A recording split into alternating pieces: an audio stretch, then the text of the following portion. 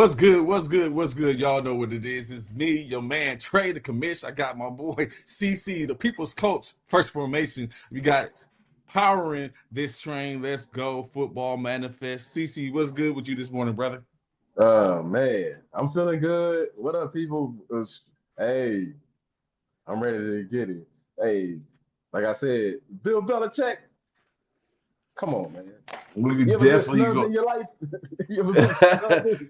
We're Like, definitely gonna get into that. As a matter of fact, that's the top topic today. I mean, going in, we know Super Bowl is just 1 week away from today, so we know it's about to start to get popping. Media days, media row, everything down in Santa Clara, Los Angeles, San Francisco's Levi Stadium is popping. Is going to be going down. Of course, there's a lot of stuff going on before that, in which we're going to talk about today. The Pro Bowl games, as well, the Pro Bowl. There's a lot of snubbing going on, and it's just wondering how things work. It's a business, I get it, and what we're going to talk about. We're going to really get into it today. Maybe we might see the goat. He might come in and pull up. I know he's. We got some games today, and there's some other stuff that they dealing with. So good times. In any case, back to it. Right, it was just saying. It was just talking about. Hold on, let me get a banner so we can make sure anyone that tends to pop in can know what we're talking about and can sit up and fall in on this conversation. So, like we was just set up and talk about, Bill Belichick. What happened? What is the message that the voters for the for the Hall of Fame trying to send? And why is it that the message has, like, we don't know who else is going to the Hall of Fame? That hasn't been let out yet because they're not due to announce it till Tuesday. So why is it that Bill Belichick's information is already out there? And we know that Bill Belichick, head coach for the University of North Carolina, former head coach for the New England Patriots, was not afforded the opportunity to become a first year ballot Hall of Fame coach. If all, if anyone is deserving of that title, man, Bill Belichick is. Not to mention just the 6 Super Bowl he won with one team. Bill has a total of 8 Super Bowls in totality. CC, sound off on it. What's going on as I build this man. banner? I don't know what voters are thinking. I don't know what the process is anymore. We've been talking about this Hall of Fame stuff for years, where it's like it's not about getting it right or wrong. It's about, man, but this is like a violation of every of every code you could possibly think of. Like, dude, this is worse than when we was young. You see a young lady that you like and you trying to talk and you've been talking for a minute and then all of a sudden you go to get the phone number. Remember when you had to get the phone number and they give you the wrong number? Yeah. They totally got Bill all the way wrong. It's like, come on, man. The best coach we've seen in life is not in football. Is not in the Hall of Fame. I'm hearing names. The thing I'm hearing though, Trey, is I'm hearing names like Roger Craig. I'm hearing, Roger Craig probably should have been in years ago. Like, I'm just saying the names that I'm hearing that they trying to let in before Bill Belichick. I'm like, come on, man. This dude, 9 Super Bowls. Well, if you count the two with the Giants, you're looking at 11 Super Bowls. How many AFC championship games? I mean, conference championship games. Then you're looking at, man, uh, not only coaching the GOAT, but putting together teams. This is a dude that put together teams. I was just thinking about it. How many Hall of Fame players did Bill actually coach? That's how you know he's a good coach. I got Tom Brady gonna be a Hall of Famer. Randy Moss is already a Hall of Famer, and I got um Gronkowski probably gonna be a Hall of Famer. But so in 20 something years of coaching, of being a head coach, the man coached what? Maybe four. I'm gonna give you four Hall of Famers. So he did this with quote unquote less talent. He did this with quote unquote less skill ability out of certain players at certain positions and stuff like that. I mean, that's the testament of a good coach, of a great coach, is that he did it without all these big names. Like if you go cross lateral to basketball, people the thing on Phil Jackson, I thought he was one of the best coaches that you ever seen. But they said, oh, the knock on him is that he coached all these stars. Well, Bill, you ain't got all those stars. You ain't got all those stories to talk about on Bill Belichick led teams. But the point is that he was able to win and dominate at certain times in the league with that talent. Tells you that he's him. So how do you not let him in first ballot? So to answer your question, CC, Bill Belichick has coached 9 inducted Hall of Famers already, and I'm gonna run down those names soon. And the expectancy he's gonna put there, he's gonna pick up 3 more with Tom Brady, Rob Gronkowski, and Adam Vinatieri. That's the expectation. The names in which he has already coached: Lawrence Taylor when he was in the Giants, Harry Carson when with the Giants, uh, Andrew Tippett with the Browns, Curtis Martin with the Patriots, Drew Bledsoe with the Patriots, Junior Seau with the Patriots, Randy Moss with the Patriots, Richard Seymour with the Patriots, and Ty Law with the Patriots. Ty Law, yeah, okay, okay. So I'm wrong. So he got nine already in. So he gonna have 12. 12 when it's all said and done. But in 20 years, think about that. That's still not, you know what I mean? It's a 53 man roster every year. So you're looking at all the players that he coached, man, all the people that he coached up. Let me ask you this: would Wes Welker have had the career he had if he never was in New England? Would Julian Edelman have had the career that he had if he was never in New England? So do we? So that's a good thing because I'm starting. What I'm starting to do is,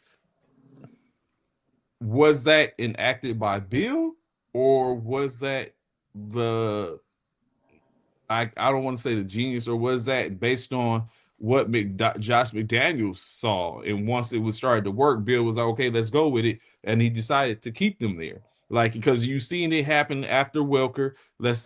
We had they had Hogan that was kind of like built the same way. They had what was the running back that they had that was actually Burkhardt. Burkhardt, Yeah, Burkhardt that they would. So it started to become Woodhead, yeah. yeah, yeah. Well, that's what. Yeah. So it started to become one of those things where that was what was ingrained in their offense and how they moved the ball. So was that Bill or was that McDaniels in that aspect? Additionally, it was because you got to think about it. Welker wasn't like that. Um, in other places he played. Hogan was like that when he played with the Rams. Like that's what got him to the Rams and what got him a little payday from the Rams, and then it just didn't start working out. So people, but we've seen that was an era in which those type of players, like you had the Gonzaleses, you had the Jordy Nelsons, it was different people in which you started seeing that was that started coming in that he said, "Tom." But you know what? That's and we're gonna get on that question. Like I have a follow up question, so we're gonna get that in a little bit, Anthony. But you had other players that was that era. So I wonder, was that Bill or was it just Bill's because Bill was willing to empower McDaniels to sit up and run that type of offense that was conducive to how they play their games, and it just became one of those things. They didn't have, like you said, they didn't have the big burner until Randy Moss, in which when he was incorporated, now we had a whole the it was a whole different type of ball game. However, it didn't uh, line up to getting them a Super Bowl and becoming the best undefeated team of NFL history. But Right. you had Randy Moss, and then they went and they picked up they brung in Antonio Brown at one point, and then they also had what's his name that he was like Gordon. They had Gordon at one point. It's like all these And when they Ocho had those Cinco. big yeah, when they had those Ocho Cinco, like they had to take the top off burners, but they couldn't. That wasn't their game, except for Randy Moss. But he was a stratosphere himself. So I don't know Well, what they had been that. yeah, but I also look at it like this: take the defensive side of the ball. Like you just mentioned, Richard Seymour and and Ty Law. But then you look at some of the other players that he coached. The Vrabel right now is the head coach doing his thing. You look at the Teddy Bruschi. He was on TV for a long time. You know what I mean? But you got these certain players. I mean, I know the Junior Seau's and stuff like that. But you got to remember, he had Junior Seau when Junior Seau had spent the bulk of his prime in in San San Diego Diego. as a Hmm. Charger, as a Charger. So what I look at is he's able to take these players, both sides of the ball. I attributed some of it to his coaching staff, no doubt, but some of it's got to be Bill, right? Like when I hear the Bill comments, the Van just do your Noy, job. yeah. Yeah, the just do your job comments, the different things. I mean, the narrative I've heard different people say, oh, it's because of stuff like the Spygate, the Gate that they hold them back. But I'm like, man, we've seen coaches do worse. We've seen players do worse than that and still make the Hall of Fame. I mean, you mentioned Lawrence Taylor. It's like Lawrence Taylor. He's not bragging, but Lawrence Taylor will tell you he was out there coked up. You know what I mean? I'm just saying, like, I'm just saying. So I don't know why they did this to Bill, but it's a shame. And I started to think this: what if they are waiting, like Anthony was saying, but what if they waiting what if they make Bill wait until Tom goes in and they put them in together? Could that be a possibility? So I think there's a very much a possibility, but is that fair to build? Because you got to think No. that's you got to think at this point is like, yo, like how long? Like Tom Brady still has what 2 years Oh before yeah, he great. two 2 or years 3 years. Yeah. 2 years before he can go get. So you gonna make Bill the greatest, presumably the greatest head coach in the NFL history? Wait, so he can go in with like they're going to be connected at that point. Um, and then what you start and also without taking consideration, we're starting to get to the point to where there has been a lot of there's a lot of people that's going to be deserving to go to the Hall of Right. Fame that we've seen play in the last couple of years that decide to call it quits. You still got Ben Roethlisberger, Drew Brees, at some point, maybe potentially Phillips, in which, like they said, it's going to continue to reset the market. You still got some coaches that haven't even got into the Hall of Fame yet that are still sitting out there waiting, like the Coughlins and all. It's like it's people that's waiting to get in, and now you push you. It's like the you're resetting it's like it's Kang out there. You're resetting the timeline. And you know what I'm Yeah. saying? It's branching off, and you know what I'm saying? These alternate realities are coming into play. And now this is what's going on. So it's really going to start a jam log for coaches unless they do something and give it to where there's a certain amount of people that can get in that could be a coach and they go from there and start inducting them like that, just like they do with the senior players and the modern day players and stuff like that, because it's a jam log. Man, I just can't believe, I can't believe it. This is what else can you say? Like Don Shula, but back then the rules was different. He had to wait 5 years when coaches had to wait 5 years too. It took 5 years for Don Shula to get in. And for those that don't know about the Don Shula, the '72 Dolphins, the only undefeated team, won two Super Bowls with the Dolphins in the '70s or whatever. The NFL's all-time winningest coach. He still got billed by like I want to say he got billed by like 10 or so games, maybe a little bit more than that or whatever. But Don Shula, the winningest coach in NFL history. It took him 5 years to get in, but I don't know the metrics these days. We've been talking about that. Like, I gotta understand the metrics of the Hall of Fame these days because some of the names, yeah, okay, but Bill Belichick should have been. Hey, as soon as you saw his name on the ballot, it should have been he in. So I don't. Is it a Which committee means problem? 11 people that can vote for him. Right? Is it a committee What 11 problem? people that can vote for him? Like you should be kicked off the committee. For real, you should be kicked off the committee. Like, what are you thinking? Like, they got to start getting some of that stuff right because what it's doing is it's cheapening the brand. The NFL got a great brand. This is just my opinion. They cheapening the brand with these stunts that they've been pulling. Like, I'm glad Eli. Remember we talked Eli Manning first ballot. He's not a first ballot Hall of Famer. So I'm like Anthony right there. I'm glad Eli because that would set a bad precedence if you would have let Eli in and then you doing this to Bill Belichick. But it's like who else like basketball, baseball, man, like other than the Barry Bonds snub, or, Sam Sosa them snub, they started to let people in, right? It's like this is crazy that Pete Rose can make it to the Hall of Fame. I don't care how many years it took, but we can't let Bill Belichick in right away, man. I don't. I don't understand the game. And it's not like he was betting on games. It's not like he was doing anything, very harmful. I mean, they want to tell me about all I've been hearing is about his connection with the media. Who cares? What he's done for the sport should trump his interviews, his unwillingness to go back and forth with the media. His unwillingness to smile on cue for the media. His sticking to his guns and just I'm focused on the next game attitude. All that stuff. That's why he won so much. That's why he won so much. Like because he knew what his prep was. Each individual knows what they're capable of and what they can do, and he brought out the best in himself with his stern attitude and his way. I mean, and that worked for that. Hey, that worked for 20 years. You So know, if I was thinking about what wait, hold up. yeah, Uh I like that too. Yeah, the To like it is like To. Like To should have been right in. Like, and so why would you make To wait when his numbers? When his numbers is only what him, Moss, and and Rice with those kinds of numbers. Yeah, they did do this to To. You sure right. They did that to Terrell Owens, man. Like, and his numbers are darn near incomparable. Like it's like so why would you do that? so do you are you saying and are you saying that they shouldn't take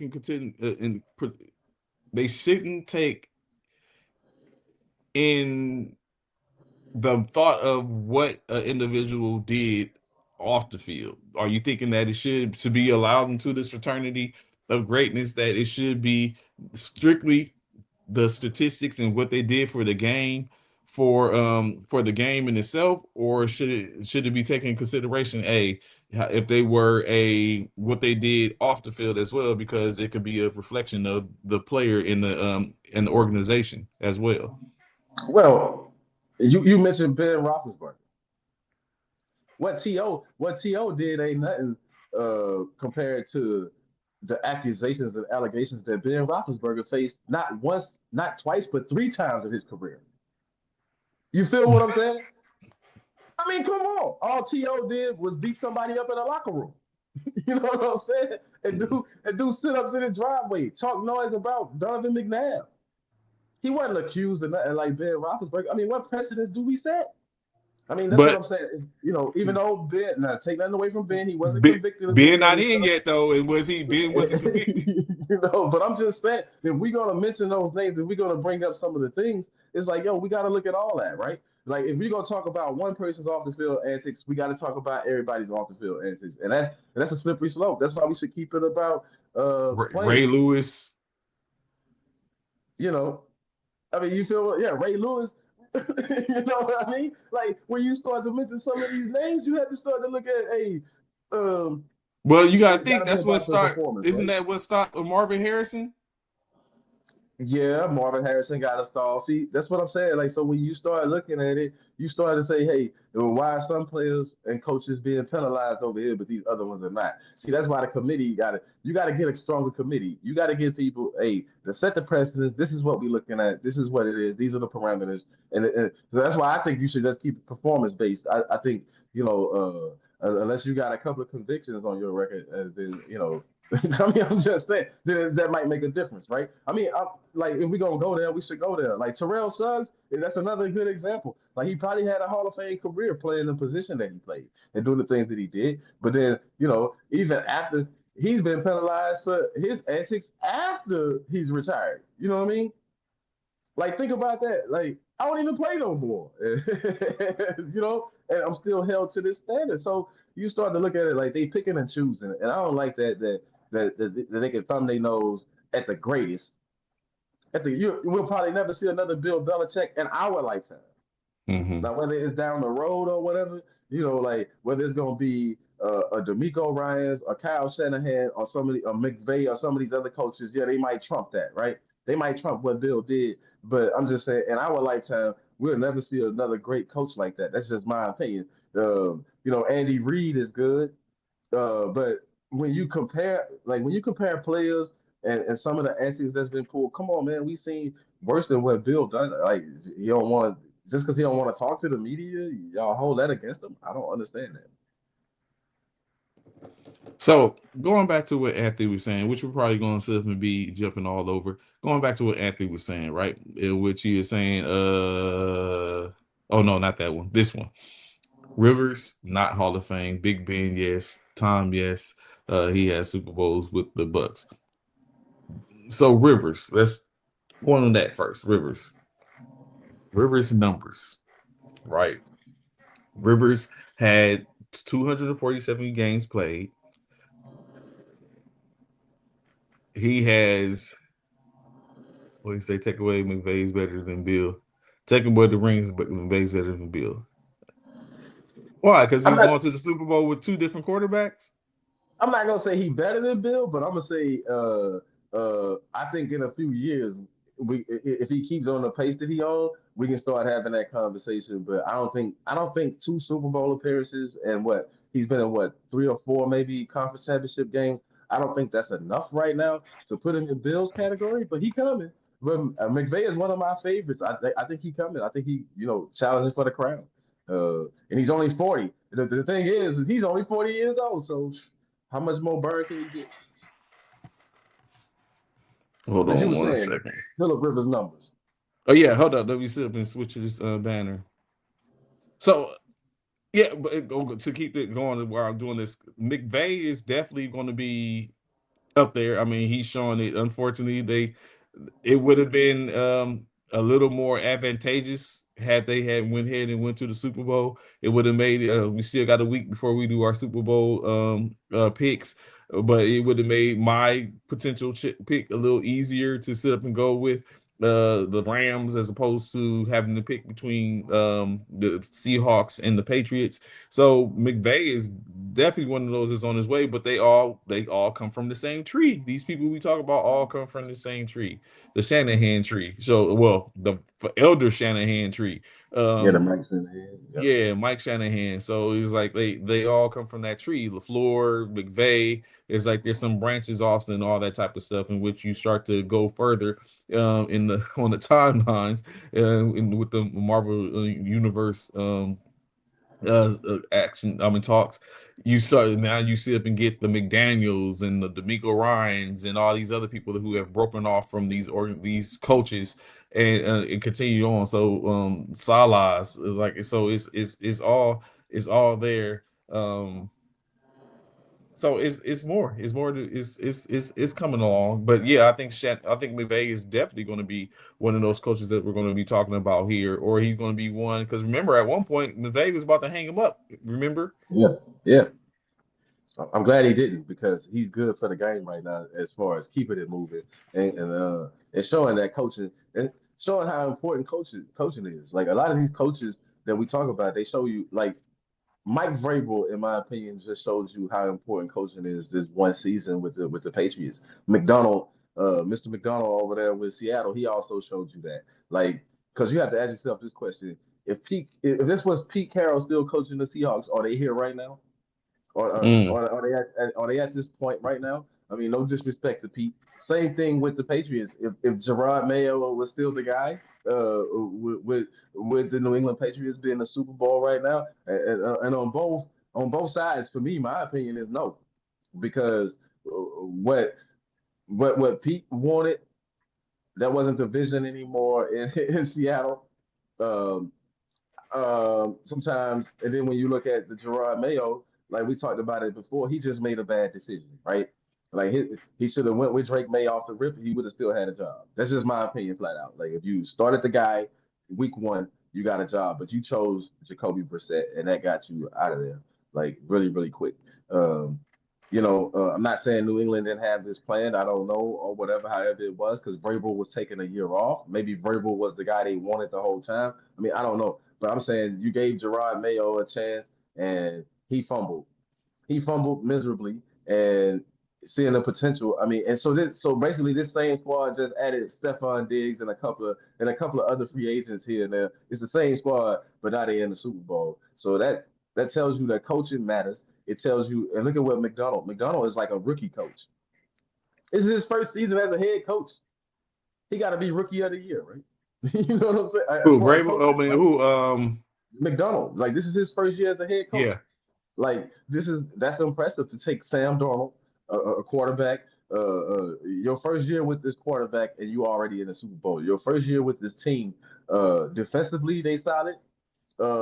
Which while we waiting, while we talking about what you need to get into the Hall of Fame, while we getting ready to set that up, I just want to say this about the McDonald's and these coaches that you starting to see. Man, the Seattle Seahawks. Everybody talks about their defense. Man, they didn't play good defense against the Rams. So let's just keep it real. Like they play good defense against other teams, but they haven't played good defense against the Rams. So you can score points on that defense. But they got that mentality that we've seen other championship teams have, that pedigree of bend but don't break, and then give your offense a couple of chances, a couple of cracks at it to win the game when it counts the most. That seems to be a thriving formula.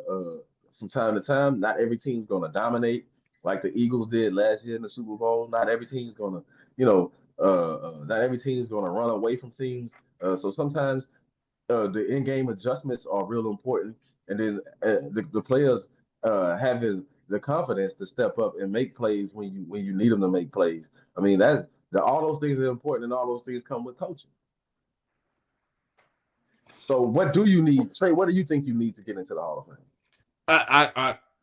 I don't know at this point. It's just like the catch in the NFL. Like we don't know. We sit up and gone through so many variations to where the point to where even as diehard people, as saying to take from CC, diehard fans, you don't know. It's at this point is going to see. It seems like it's becoming a subjective view from the perspective of the officials that are making the call, and because it needs to stick and it needs to have clear and concise evidence to overturn, it muddies the water for the most part. What is, and then we go back again. Timelines is the key. That now, what is the when you look at the go back down the timeline? It's like, what is a football move? It's like, what is all this? Like these things in which we didn't have when we was coming up. It was even a catch 2 feet down or not. It was even now you got to survive the ground. You got, it's like we coming up. We know the ground can't cause a fumble, but now it's like all these things in which comes into play. So that aspect is one of the first things. But I think the main thing is, or maybe the best question is, do we think that the stats, as you like you said, statistically, should it be that's what makes a Hall of Famer? And it's just one of the things in which Anthony was talking about earlier. He doesn't believe Philip Rivers is a Hall of Famer. We've seen what I'm going to have to bring up Eli's, but Eli has 2 Super Bowls again, and, saying one that thwarted the saying the Avenger-esque thing in which the New England Patriots tried to do by coming 17, 18, and 0 in one season with the Super Bowl win. It didn't come out, but like I was saying earlier, before we got branch into some of these other individuals who we're looking at, and this isn't just about first ballot, because evidently first ballot is hard to ascertain at this point. So Even if you're the greatest, yeah, next even slide. if you're great, it's going to be it's in which we're going to spin back to a conversation in reference to that as well. So Philip Rivers, like I was saying, 247 games played. We know he was up for the ballot for Hall of Fame this year until he decided to come back and maybe pad the stats or to reset his timeline. But Philip Rivers, 247 games played. In that time frame, he was 134 to 109, never with a tie. He has 5,335 pass completions versus 8,226 attempts, which gives him a 64.9. If you want to military interpolate for my service members out there, that's 65% passing percentage. Is that shabby? Is that for a career? Is 65 not it? Heck Is it no. that's above you know what I'm saying? Passing yards. He's eighth all time in passing yards with 63,984 passing yards. He has 425 touchdowns, which puts him at seventh all time. 212 touchdowns. I mean interceptions thrown in the 247 games. I don't know that I'm trying to. passer rating 95 career. 7.8 was his yards per attempt average. 8-time Pro Bowl selection. He's a 2013 NFL Comeback Player of the Year. Um, and if some other stuff you want to highlight, he does have he is a top 10 career passing yards and career touchdowns in NFL history, as I stated. Consecutive, notably durable. Rivers started every game from 2006 to 2020. That's 14 years, 15 years. Um, he was taken fourth overall when he was drafted in the first round, 16 seasons. Of course, we know Chargers and Colts, recently just coming back with the Colts. Um, yeah. So should not let's not even talk like we said, because at this point we don't know what the first ballot is. We'll ask that question at some point. Is Philip Rivers a Hall of Famer in your opinion? I think Phillip Rivers is. I think solid. Nobody could replace him in the Chargers, and he had some of the. You got to think he had some of the best offenses in the league a couple times with him and Antonio Gates. They had some of the best offenses that you ever seen. He played with LaDainian Tomlinson too. Like you got to think, like they had potent offenses, and he was able to make some of that stuff work. Um, I think Phillip Rivers is better than Eli Manning. I'm just gonna put that out there. I think he's better than Eli Manning. I also see that Anthony said something about Matt Ryan. I think Matt In Ryan which is I'm better than pulling up Eli Matt Manning. Ryan. It was I funny think because I sit up and instantly when I think Philip Rivers, I do think Matt Ryan. So it's like, does Matt Ryan like if that saying when we look at Matt Ryan's numbers, but I think he's better. I Matt think Phillip Ryan's Rivers is better than Eli, even though Eli Matt got Ryan better. has 234 games played, 124 games won, 109 lost with a tie.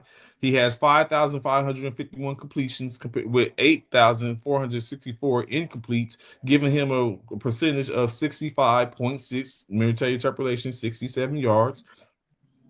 66 yards. His passing yards is 62,792 with 381 touchdowns, 183 interceptions, 93.6 for his passer rating.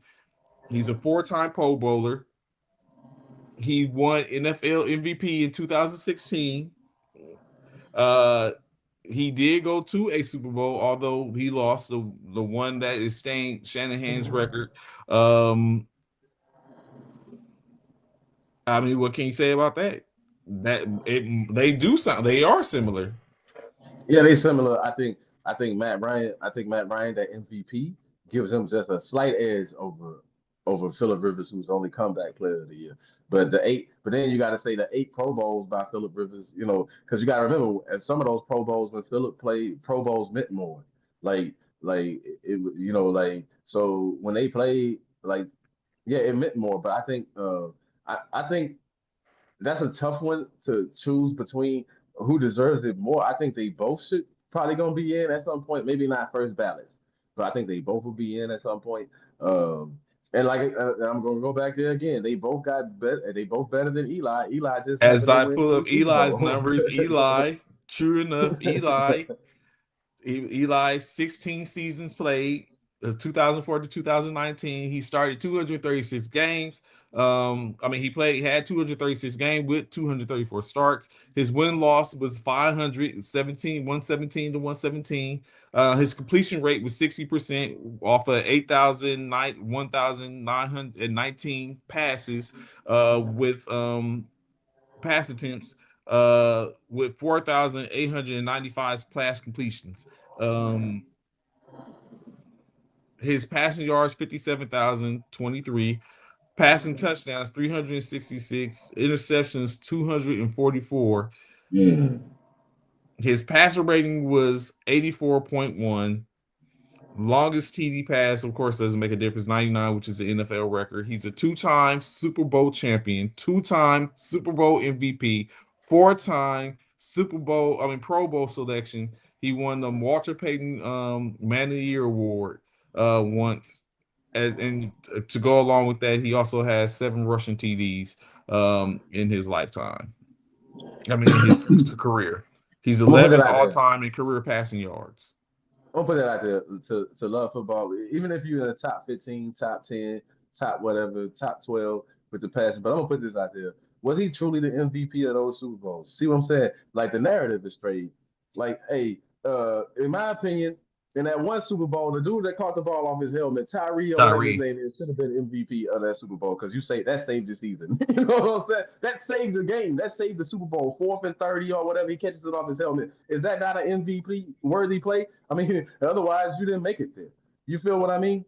So yeah, and then like maybe he, you know, okay, you the Super Bowl MVP, but in two Super Bowls, I think you scored 14 in one Super Bowl or something. We won 14-10 or whatever the score was, 17-14. Like you weren't really burning it up. My point being is eh, so those Super Bowl MVPs, they sometimes it's almost like we ain't got nobody else to go with. The game was this way, so we're gonna just give the MVP over here. So I don't put a lot of stake in his Super Bowl MVPs. I don't take nothing away from Eli Manning because he did take down, the Bill Belichick led teams twice. So I got to give him credit for that. He came out of nowhere. One of my best Eli Manning. Like if I was to look at the best Eli Manning performance, it had to be going up to Lambeau Field and beating Brett Favre that one year when everybody thought the Packers was going to run the table, and it was supposed to be so hard to play in Lambeau. Oh, nobody can beat the Packers in Lambeau, and he went up there and beat them like easily. Um, like I like that. That if you want to add that to the legend of Eli, and then when I think about the other two that we named, I think about for me, Matty Ice. Probably a Matty special Ice. moment. Probably a special moment was that first half of that Super Bowl. It was like, hey, Matty dropping dimes out here. You know what I mean? Don't know what happened in the second half, Matt, but that first half was like it was on its way to be legendary. Uh, And you then we know. add back to where you spin the block and add back to how is Bill Nye the first year? Like, you know what I'm saying? He orchestrated, like him and his crew orchestrated that. So it's crazy, right? When you sit up and Yeah. think about it. Now, as I should have been doing this as we do it, but it's like so. But what are so while you do this as I get ready to change the banner? What are some things that you think should be what gets you in to the Pro Bowl? I mean to the Super Bowl. You mean the Hall of Fame or the Super Bowl? Oh yeah, I'm sorry, Hall of Fame, Hall of Fame. I'm sorry. Well, what gets you for me? It does come down to your stats, but it also should come down, like I said, your performances. Like Joe Montana is not in the Hall of Fame just because if you went by Joe Montana's stats, he probably wouldn't be, he probably wouldn't be as great of a player. But when you see the things that he done, you know what I'm saying, like the things that are attached to his name, the catch, the you know what I mean, being an undersized quarterback and being able to maneuver in the pocket in the ways that he could use his body and his mind, set him aside from other quarterbacks of his era, right? Like he got four Super Bowls, Dan Marino got none, and Dan Marino surely had the stronger arm and surely had the larger pedigree, if you want to say, right? Or the personas and stuff like that. But Joe was known for being cool in the huddle, and he was known for taking his team downfield. Like for me, Joe Montana is the ultimate example of what Hall of Fame is. The Bengals had him up against the ropes in the Super Bowl. He went on a 92-yard drive. You know what I mean? And then Flinch didn't. It wasn't no help from no pass interferences. It wasn't no. I mean, you feel what I'm saying? You had to go earn it. You had to go earn it. And when they got close, everybody knew he was going to Rice. He goes to John Taylor. He just shows you his ability and his knowledge of the game. I mean, I think those things are important, and I think how you advance the game. I think how you raise the bar not for yourself but for the other players around you. Like that made it hard for you to look at other quarterbacks in the same light as Joe Montana. That's why he was considered the GOAT before Tom Brady. You feel what I mean? Like, and Bradshaw got four rings, but is the way Bradshaw and the Steelers won eight rings comparable to how Joe Montana won his? So I think that you got these Hall of Fame players, but I think what separates them is their abilities, their unique abilities. Like if we go to the defensive side of the ball, I make fun of Lawrence Taylor, but I never seen a person with more energy or more, and not only knowledge. The thing that made Lawrence Taylor so impressive, Trey, as a Hall of Famer, uh, Did you see some of the angles that he would take? He would run down your running back because he took perfect angles nearly every time. You never see him chasing. You see him taking the right angles. I mean, the guy knew how to play football. The guy knew the angles. The guy knew. I mean, you know what I'm saying?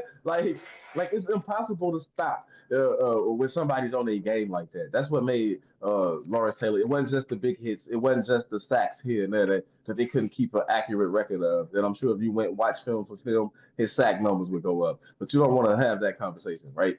But the thing is do you see the way he would run down players? The way he come all the way across the field to make plays, and then not only that, the way that it energized the rest of the team around him. I mean, you could literally say that Lawrence Taylor won two Super Bowls, and he probably should have been the MVP or both, in my opinion.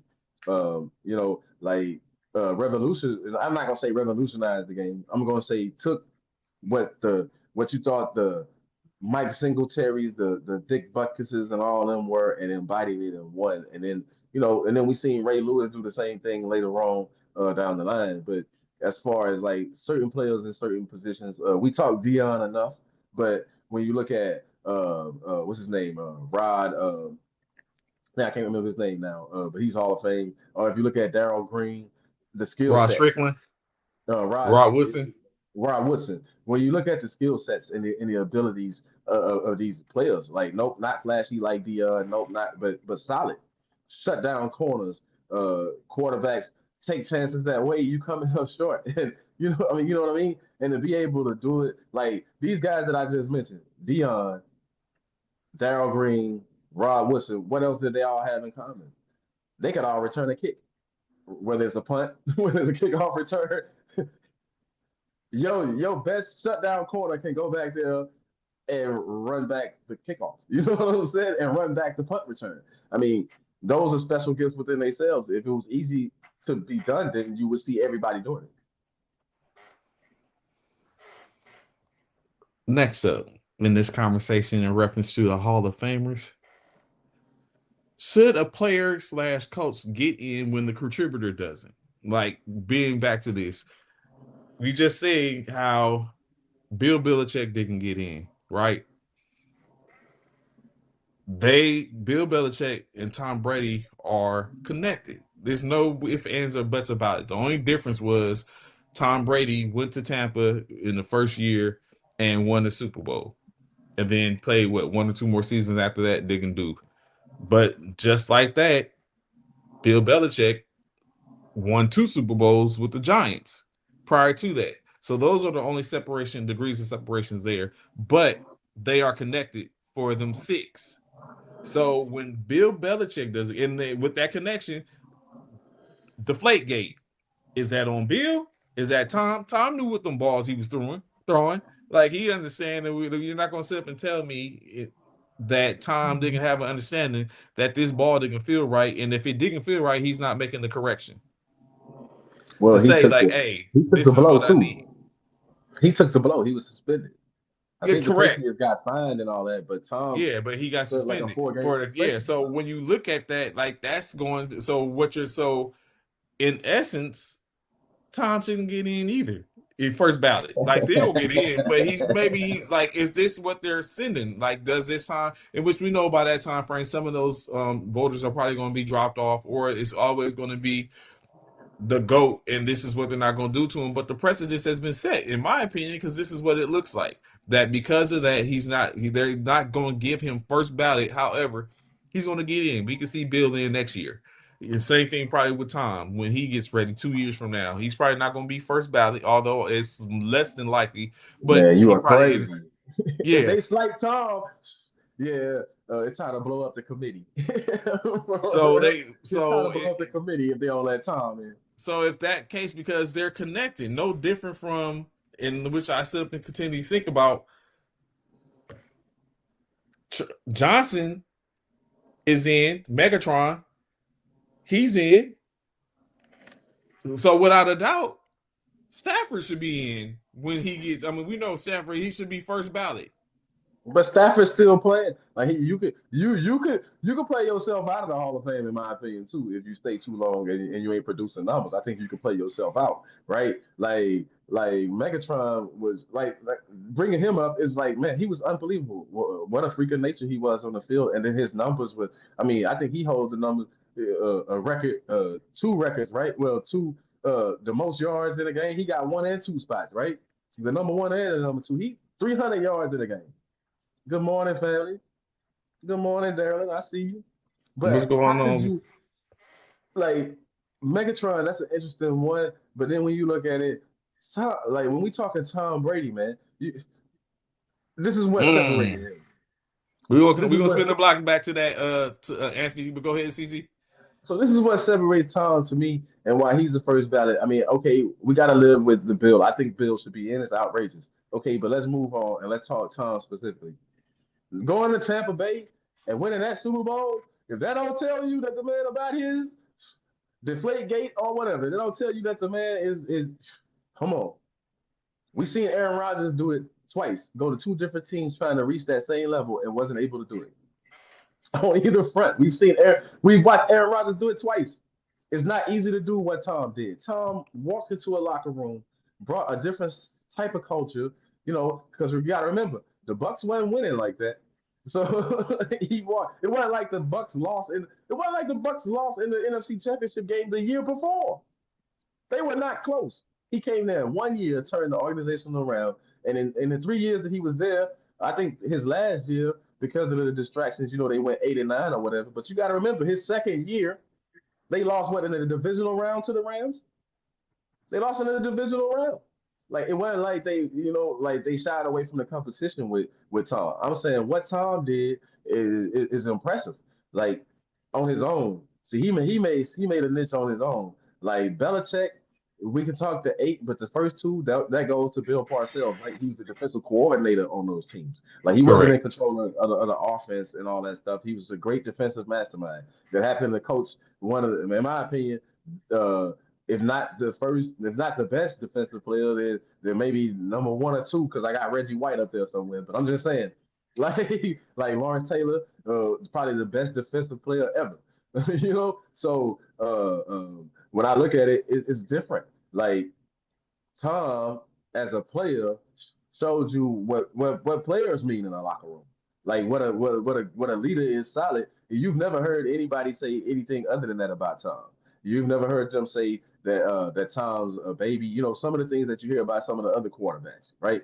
Like, oh, he's arrogant, he's this. No, everybody's like, hey, Tom is that guy. So I mean, I even look at for the little stretch that Tom was the only one I ever seen get the best. Yo, he got the most out of Antonio Brown when coaches like Mike Tomlin couldn't, Bruce Arians couldn't, like different. I mean, you feel what I mean? Just for Hmm. one season, he got the most out of Antonio Brown. Which has been some of the conversation, Maurice. It goes Keep like it that, from which the cheap. so is wondering. No, I'm So telling you, going Tampa back, Bay Bucks is why Tom separated himself. so going back, Matthew Stafford, like we said, he's currently still doing it. He's been playing since 2009, and he's still playing currently.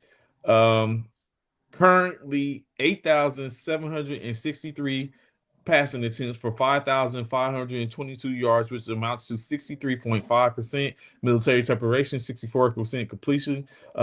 He has currently 64,516 yards passing, 423 touchdowns with 196 interceptions, passer rating uh 92.4. He's a Super Bowl champion. He's been to three Bowls. He's a All American. He was All American last year, a first teamer All Pro last year.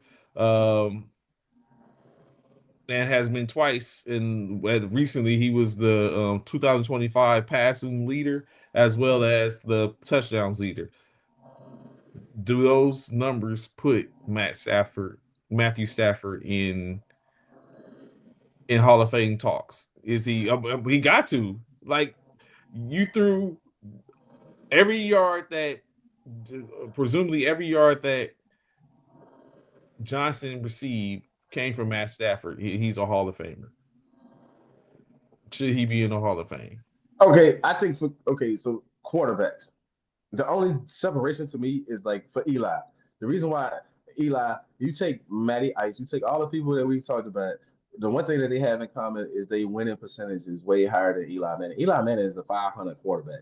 Like Matthew Stafford, you only started winning when you went to the Rams. Like in Detroit, Mm. y'all weren't winning no games. I don't care how good you weren't winning games.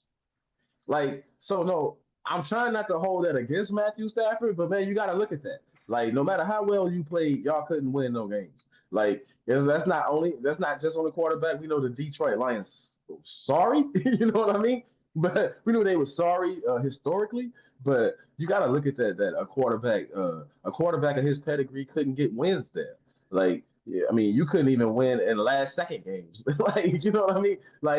Like you couldn't have one hot year like the Chiefs had what last year, where you won a bunch of games with one about 1 point or 3 points or less or something. You never did that ever. So I got to look at that with Matthew Stafford, but nah, but overall, I think he's been a solid quarterback, and I think that going to the Rams, winning the Super Bowl, being in the conference championship game this past year, probably gonna be the MVP of the league, all that stuff. I think all that's going to bode well for him going forward, and I think he will be a Hall of Famer. Despite all the other things I said, his Detroit, like you got to scrap the whole Detroit part of his career, you know, you know what I mean, in order to make that make sense. I think the metrics are different for Megatron because he's just a receiver. Like yo, you got to throw me the football, right? Like, but Matthew Stafford, like we do put a lot of wins and losses on quarterbacks. Like it's just the way it is. It's the nature of the beast. But I think he'll be a Hall of Famer. So let me add this to the conversation. Although there's no one we can sit up and say and put in with Aaron Rodgers, that bad man, as the books call him, is there a would there be being where we look at that Tom Brady, if Tom Brady, let's say hypothetically speaking, Tom Brady doesn't get in because of the Bill Belichick snub, and they look at it like, okay, we're going to sit up. He doesn't deserve because of that. He doesn't deserve a first ballot Hall of Fame selection. However, he's going to get the next selection, right? If Aaron, which we know is not going to happen, um, does Aaron is definitely deserving, in my opinion, of a Hall of Fame. Aaron, 248 yards, games played, plus he's still active. He's at 5,696 completions against 8,743 attempts, which gives a 65% percentage. All these quarterbacks are roughly around the same percentage when it comes to completions, and this is career. Passing yards 66,274. Passing touchdowns 527, but this is what sets him apart. Only 123 interceptions in his career. Um, Passing rated 102 for his career. Four-time NFL MVP. One Super Bowl MVP, 10-time Pro Bowl selection. Aaron, guaranteed first ballot. Yo, first ballot. Like I don't even think he can tarnish his career with the performance with the Jets and the Pittsburgh Steelers. I don't think he can hurt his career. You know what I mean? But so you have to think like um, for a guy like Aaron, man, chasing that ring, it becomes like, hey man, sit it down before like because like you said, we don't know what the committee really be looking at, but how can you not look at that and say, hey, only person that got more MVPs than him is Peyton Manning. I think you know what I'm saying. Mhm. Like more league MVPs is Peyton Manning. I think he got five or so. I think we did that before, but I think Peyton Manning trumps him.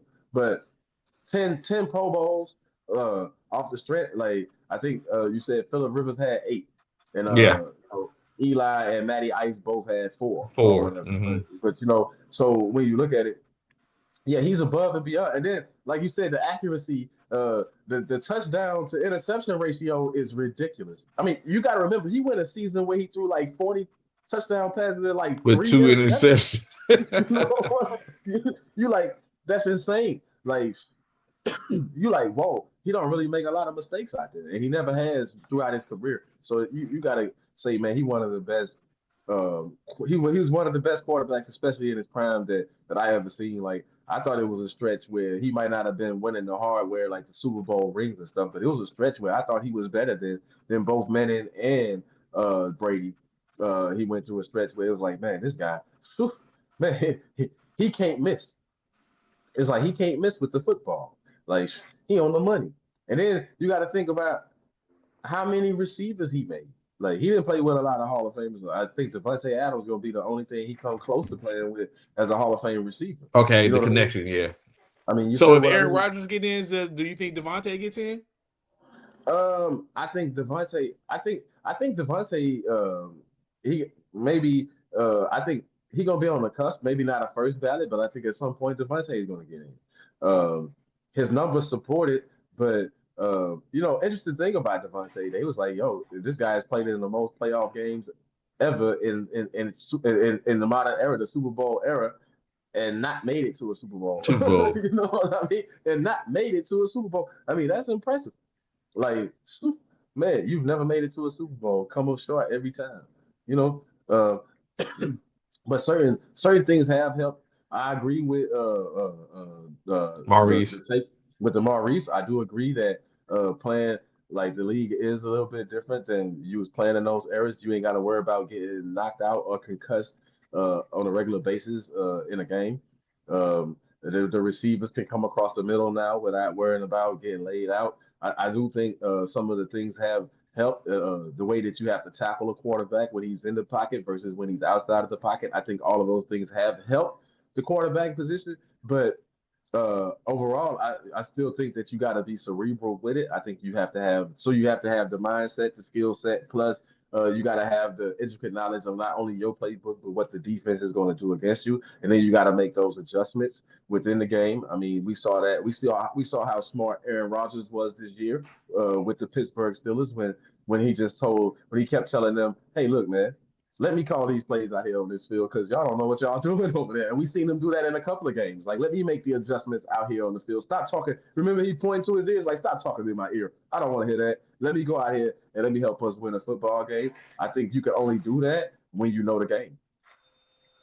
So going back, right? I was about to slide back to this because I have a question to reference this, but I thought about I just looked and seen Anthony's question in reference to is Mike Tomlin a first ballot Hall of Fame coach when it comes down to it? Like at this point, he's on. We're looking at 5 to 7 years because I don't know if they're going to take in consideration he's still under contract in saying that he's completed his time frame to wait to be elected. I mean to an inducted potentially, but with a possibility of Ben Roethlisberger maybe being a first time balloter, does that make Tomlin a first time balloter, especially when he continue? Although he hasn't won a Super Bowl since Ben, but he did continue. He has the longest win streak for a coach, consecutive winning seasons, never having a losing season in the 19-year career.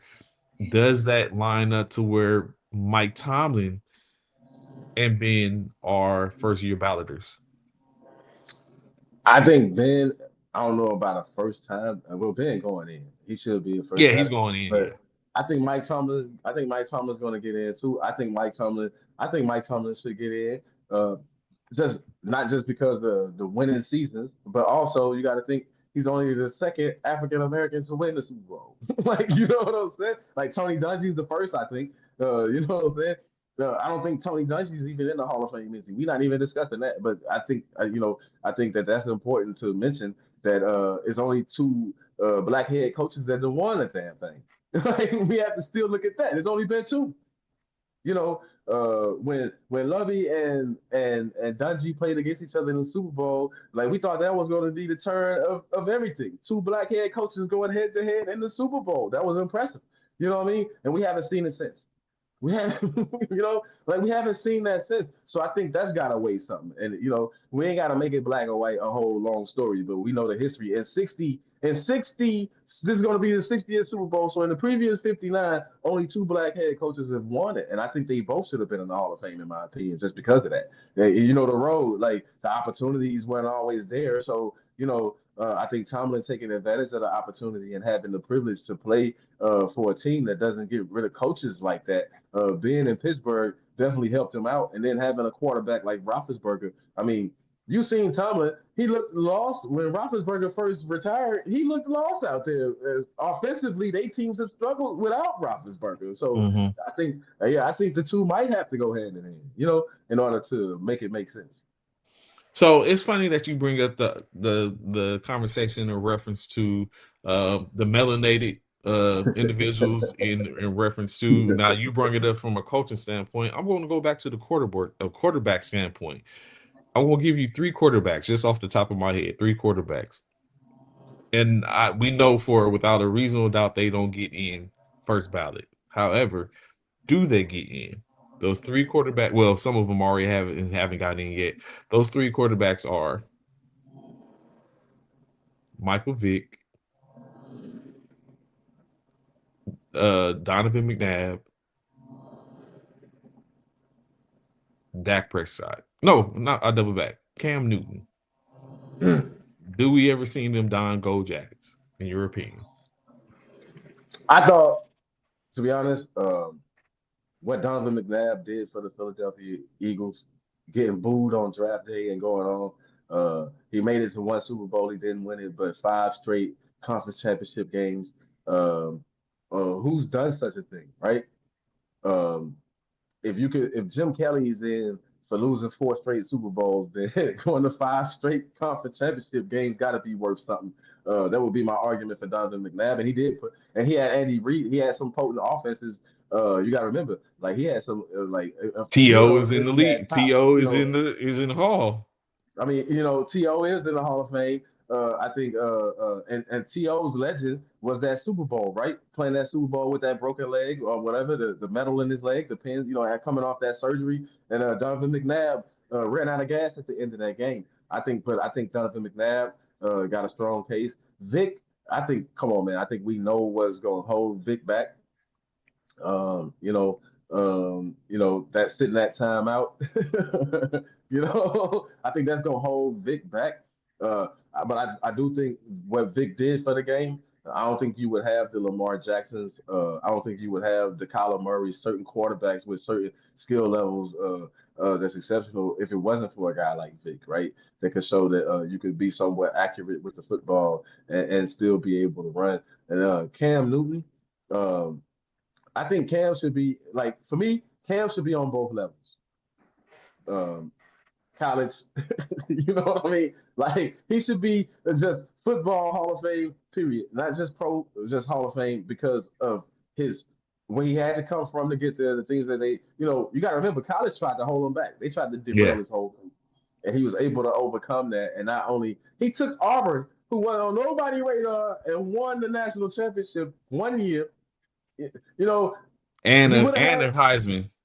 right, but you probably could argue he would have had two. He went to junior college and won that. like this dude was going to be a winner, right? And then you get to the pro level, like he got to be the best Carolina Panther that you ever seen on the offensive side of the ball. Like he got to be that guy. When you think Carolina Panthers, you got to think because they were, of course, you don't get drafted high if the team is good. First of all, second of all, but he took them to turn around and he took them at the point that they were and a 15-1 season, man, that's impressive. I mean, I don't think he's a first ballot Hall of Famer, but I think at some point Cam Newton should be in the Hall of Fame. It's just because of everything that he had to go through, the sacrifices that he had to make to play that position. And we know it ain't always been fair for the black quarterback, especially when we going back in those times to Donovan McNabb, the Michael Vicks, and the Cam Newtons. We know that it was a struggle. Um, That's why this year you said when we started the year off, what nearly half the league or more than half the league started African American quarterbacks this year, and that was like that was a big wow. So imagine where they came from, the struggles that they had to go through to prove themselves and to be on the same field, amongst the white peers that don't have to have the same scrutiny. So I always take that into consideration. But it's also about the performance on the field, and I think they all performed well. But during that time frame. yeah, So they performed I'm gonna well. add one more name to that list. Russell Wilson. Oh, Russ. Danger Russ is Russ.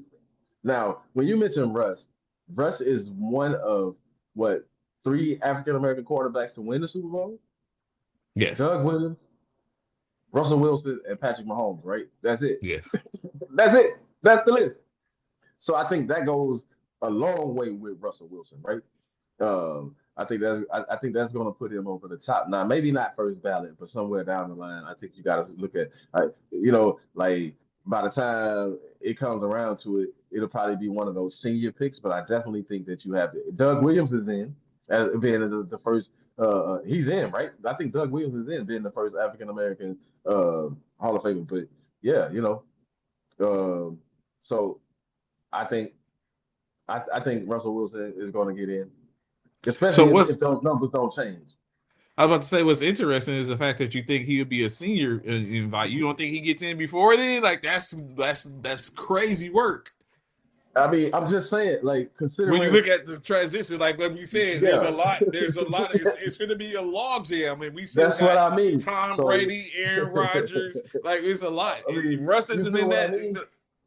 Yeah. So that's going to separate it. Does Russ get in before Eli? He should. Like, like if they don't put Eli in within the next couple of years, because Russ ain't officially retired yet. Yeah, he's not So, done yet. Yeah, but you know what I mean. But yeah, if yeah, he should, no, hands down, he should. Like yeah, I think so. I think so. Russ won a lot of games with Seattle. People got to remember that. Look at that. Sam Darnold will be the first USC quarterback to start in the Super Bowl. Is that exactly accurate throughout Super Bowl history? Is that? See, I don't even know that, but yeah. Because I was sitting up and thinking about it. yeah. Because you got to think the most productive. Now we don't have some close. You got to think about Carson, and Sanchez, both AFC Championship games, but neither one of them won Yeah. the AFC Championship game, so they didn't get in. What up, Jay? What's cracking, baby? How you doing, fam? So neither one of them got in that aspect. And then you look at it, the other ones, um, yeah, Carson Palmer he's probably the best one which you had, but Mark Sanchez took the New York Jets to the AFC Championship game. And he went like three times to the AFC Championship game, right? Yeah, Like, so you like gotta think like no one set up and give. It's unfortunate how no one gives Mark Sanchez his just due as a quarterback.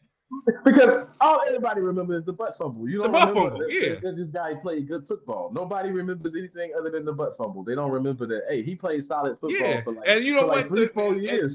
like he did play solid football for 3 or 4 years with the Jets. That's no lie. Well, Oh, Matt Matt Leinart is Leinart. different. That's, I think I don't Matt even like Leinart to was mention just Matt Leinart. he got Matt Leinart is where he went. I wonder if Matt Leinart had went to any other team outside of the expansion league, the Texans, and then Texans. when he went, Yeah, him and or even Carr or even Elder Carr. If they had went anywhere else, then you know what I'm saying it probably would have been a little so bit you different for talking both of them. David Carr, not Derek Carr? Come on, David Carr. David Carr took so many sacks.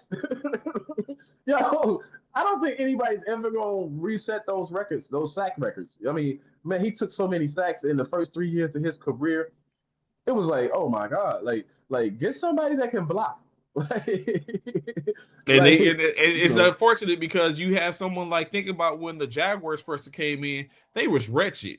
And let's be honest, Tony Baselli is a Pro Bowler because I mean, a Hall of Famer because he was the brightest star they had. but he could Hell, didn't he block play though. for both teams? He could block though. Yeah, you know what I'm saying? Tony Baselli Baselli, could but you know what block. I'm saying? Yeah, so it's like that type of stuff, man. So it's unfortunate from them guys. So it's like, but yes, Shout we out. haven't had. You talking Jacksonville Jaguars? You said that they struggled, but shout out Mark Brunell because I want to say in their third or fourth year as a franchise. They was in the AFC Championship game with Mark Yeah, Brunell. Brunel finally Like, they turned, in which it yeah. happens like that. Like it happens. Like let's not get it twisted. Just because you're a new expansion, it is. But it was unfortunate for for Matt Leinart and Derek Carr and David Carr because So, they ask yourself this question: when Matt Leinart was supposed to come out, he stayed. Remember, he stayed an extra year. and he It won. wouldn't have been Yeah, the Texans. He wouldn't have went to the Texans, correct? Like if he'd have no, he came out wouldn't have. that year, that's what I'm saying. So you kind of chose your own fate in that one, Matt. I think Matt did that to himself. That's why I don't have no mercy. I remember him playing for the Cardinals, and I remember him stinking on the Arizona Cardinals. Like, And then even look at it, I was just looking at it like there's no and another person who they're not a USC quarterback. Another person who I think doesn't get his just due as a player was Chad Pennington. He represented for oh, Miami a couple of years. well, Pennington had the benefit of playing with Bill Parcells, and Bill Parcells always had a rule with him not to let his quarterbacks, mess up the game. like like we know Bill would run it 40 times if it'd keep his quarterback from throwing a pick. You know what I mean? We know, hey, Bill Parcells was the mastermind of having a great defense and saying, hey, you know what? I'm not gonna let. Remember, the first time he trusted a quarterback, because he had Phil Simms, he had a lot of, but the first time he trusted a quarterback was Tony Romo. Remember the double duty of Tony Romo being the backup quarterback, becoming the starter, and then still holding kicks, and that cost Yeah. them that playoff game. In my mind, that was the Cowboys' best chance in the modern era to win a Super Bowl at that time. Like Hmm. because Seattle went on to win the Super Bowl that year, I believe, and they had just came over not long ago. They were an AFC team. They came over to the NFC or whatever. Yeah. But losing Sean that game, Alexander. but that guy dropping that football, Tony Romo dropping that football. It got We can chasing down only from put that on behind. Yeah. Parcells, right? Like we can blame Romo, but man, come on, you moved him up the starter. You needed to find somebody else to hold that kick down. Yeah, and so yeah, Bill Parcells was famous, but remember, he ran the ball. Marion Barber was his guy, man. Marion Barber ran all over the field that day. And that, but typically Pennington, he played well a couple of years. I think his problem was he had a bum shoulder or something that Yeah, it that, basically did. that But was he, a I nagging mean, shoulder. he held down Miami and Yeah. consistently. Oh, well, was it Miami and New No, York? Both of them. yeah, the Jets, the Jets were competitive when he was there, and then Miami was competitive. Yeah. Yeah, when he was Yeah. there. So Chad Pennington doesn't get his just due. The Jaguars, going back to the Jaguars, we was just talking about him the other day, as offensive coordinator when he was in Jacksonville, he represented as well. So it's it's some quarterbacks don't get their just due in some essence, right? That being said, on to the next topic for today, in which I was just looking at, I don't understand it. The Pro Bowl. What is going on with the Pro Bowl at this point? I don't get it. How is Trevor Lawrence not a Pro Bowl selection? How does Shador and Joe Flacco get Pro Bowl nods before Trevor Lawrence? I don't understand it. Trevor probably turned it down. He probably said, I ain't playing. I But mean, I still, know. even though you still give him the invite, so he's considered a Pro Bowler, and then you go on to the next person. He But got that's what I started, that's all I started to think is that, hey, what, these dudes are turning it down, so we're gonna give it to the guys that are probably gonna show up. You feel what I mean? Like the Pro Bowl is falling off. I think they need to go back to do it the way they did it before, after the Super Bowl. Because before the Super Bowl, you take away a lot of people that probably would participate, but they don't get a chance because they got those 2 weeks to get to prep for the Super Bowl. I think it's unfair to them because they have to automatically waive, what I'm saying, they chance to play in the Pro Bowl. So you only a Pro Bowler by name, which is still an honor, but you don't get to show up and let the fans see you and all that kind of stuff. So like it is a fans driven thing. I think the fans suffer more with the way they're doing it. Nobody wants to see Joe Flacco. Let's keep it real. Like like so I was gonna say this. Like, how do they pick these people when Mac Jones played 8 solid games. We ain't talking about him, but we talking about Flacco and Shadur. That just tells you that these other guys are like, Well, nah, not I me. think in which I had that same mindset, but I think it's based because of the AFC. But that brings back the question: how is Trevor Lawrence not in the Pro Bowl? Like, you know what I'm saying? Like, how did Shador and Matt? It was already a smack in the face when they put Shador in, and nothing against Shador, but it was already smack in the face when you put Shador in. But then Right. you add Joe Flacco, Matt like Flacco.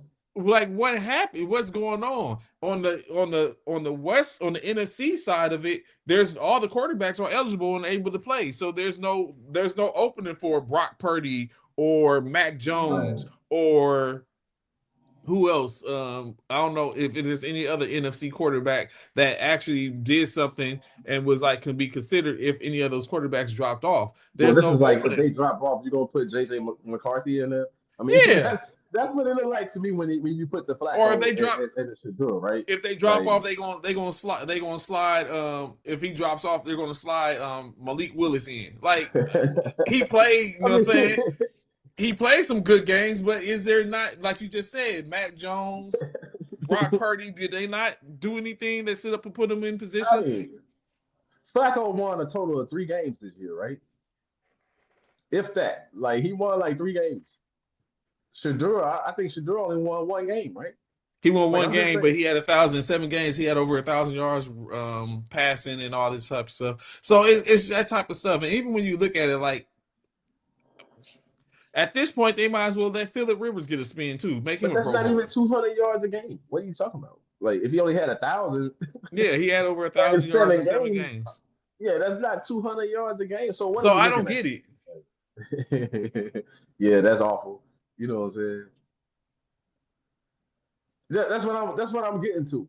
That's what I'm getting to. Like, as a fan, I would just love to see the Pro Bowler show up, man, sign my jersey, sign autograph this for me, take a couple of pictures and stuff because the game is basically, like I said, meaningless. It's tarnished because you don't get all the players that you really want to see there, and all that kind of stuff. So I don't even know why they keep doing the Pro Bowl thing. I mean, you should have like the names, list them, and say these guys made it. And maybe if you do the flag football thing, you should incorporate fans with the flag football. I mean, I think that'd be cool. You know what Or I'm saying? this, or I would think to just alleviate Until the whole, I would think just to alleviate the game and just do skills challenges and do that. And you know what I'm saying? And like you say, an interaction with the players and stuff like that, with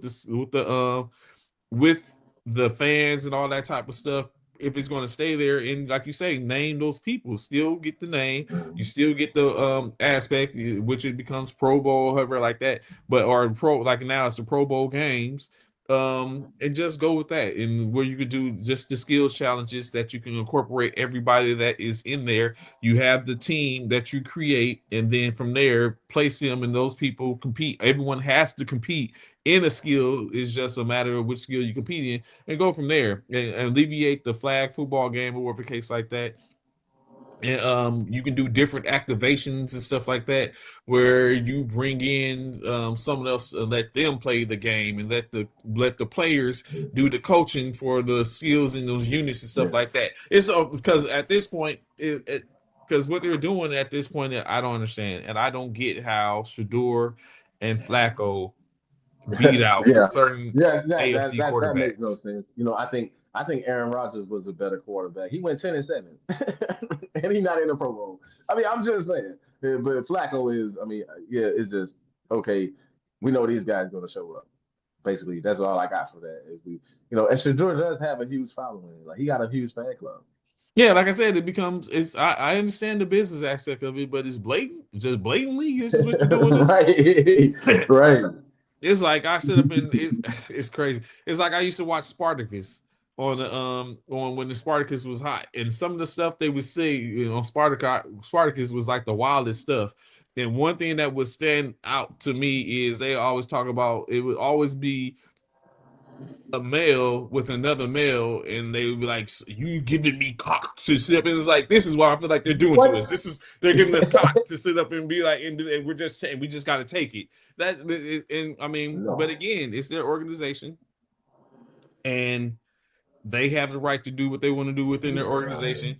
And it's just like Jay-Z said on one of his tracks on syllables with him, Eminem, and I forgot whoever was on that track, but he's like, you bought the shit. How can you complain about what it is that you're listening to? You bought it. Right, right. Don't buy it. Gotcha, gotcha. You don't watch, Uh, I guarantee you they have to figure something out. yeah. Also, another Jay Z line that can fit there is politics as usual, but that's a whole song though. But politics Yeah. as usual, baby. Like we see the politics behind it, but it's like it doesn't make sense. Like make it make sense, and you know, So let's get into these hires.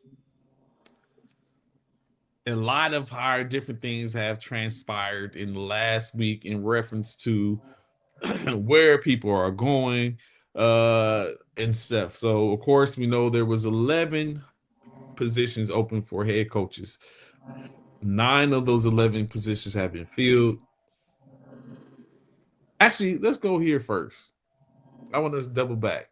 It's one topic that it's just popped up in my head. What Cece, what do you think about the whole Minnesota, and you was once a resident of Minnesota, what do you think about the whole Minnesota debacle? The firing of the GM, and it's trying to say that because they let Sam Darnold walk out the door and all this type of stuff. So do you think it's fair in what they're doing? Because when I thought about it, right, I thought about it yesterday.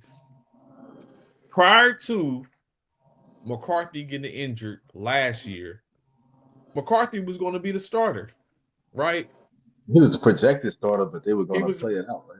Yeah, it was a protected starter, in which I think they had 2 weeks still left in preseason, but he was expected to be the projected starter. And so McCarthy was supposed to be the projected starter, in which he got injured. They inserted Sam Darnold. He had 2 weeks to prep, and then he goes off in the first what 14 games or something like that, whatever case like that. Well, whatever I think 14 and 10. 3 is the record. Yeah, 14 and 3. 14-3 was their record. He dropped the last 2 or 3.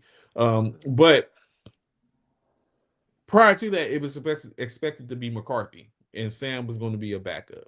So why wouldn't it be sensible for Mensa coming in to believe like Sam, that yes, we saw what Sam did, but this is what was expected. Why give Sam this money when the expectation, when we already had someone we was about to start already that was in weight and he was injured and he's going to come back and presumably be the same person.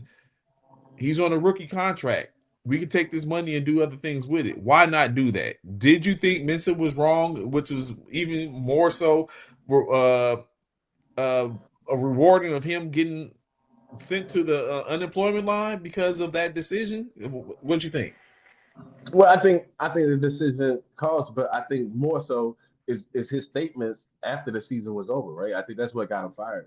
Like you sit there and you say you couldn't sleep at night because of the Sam Darnold move, because now you realize you made a bad move. So yeah, are you fit for duty after you saying this stuff is in your head and you can't sleep? I mean, you got to take that into consideration.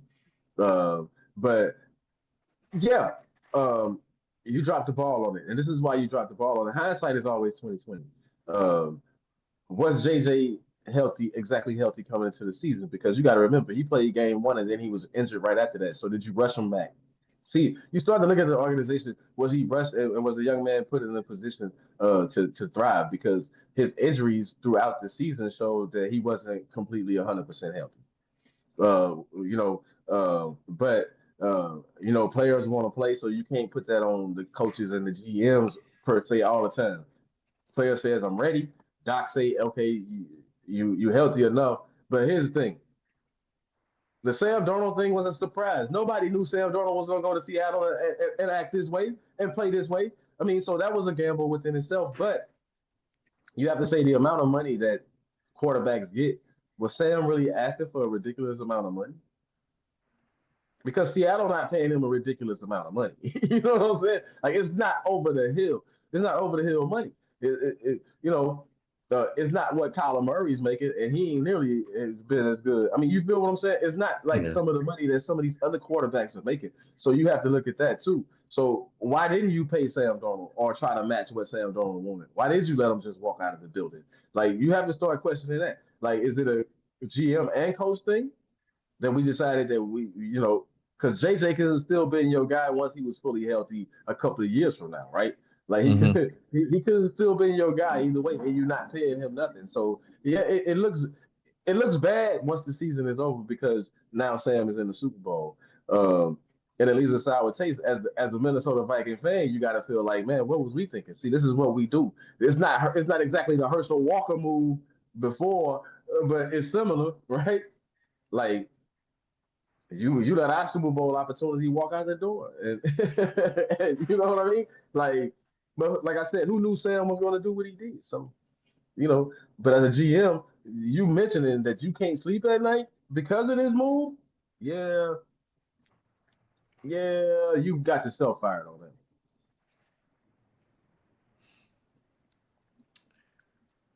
It's rough. It's rough out there. So, of that. course, like you said, 10, 11 positions, I mean, 11 head coaching positions initially open. There's still a couple that's open, but we'll go through and talk about first and foremost, like I said, the Arizona Cardinals are currently open. Everyone has even requested or they've decide to go back to their teams or been hired by other organizations. Of course, currently, who's I guess is still on their docket, the Thomas Brown Patriots passing coordinator was requested.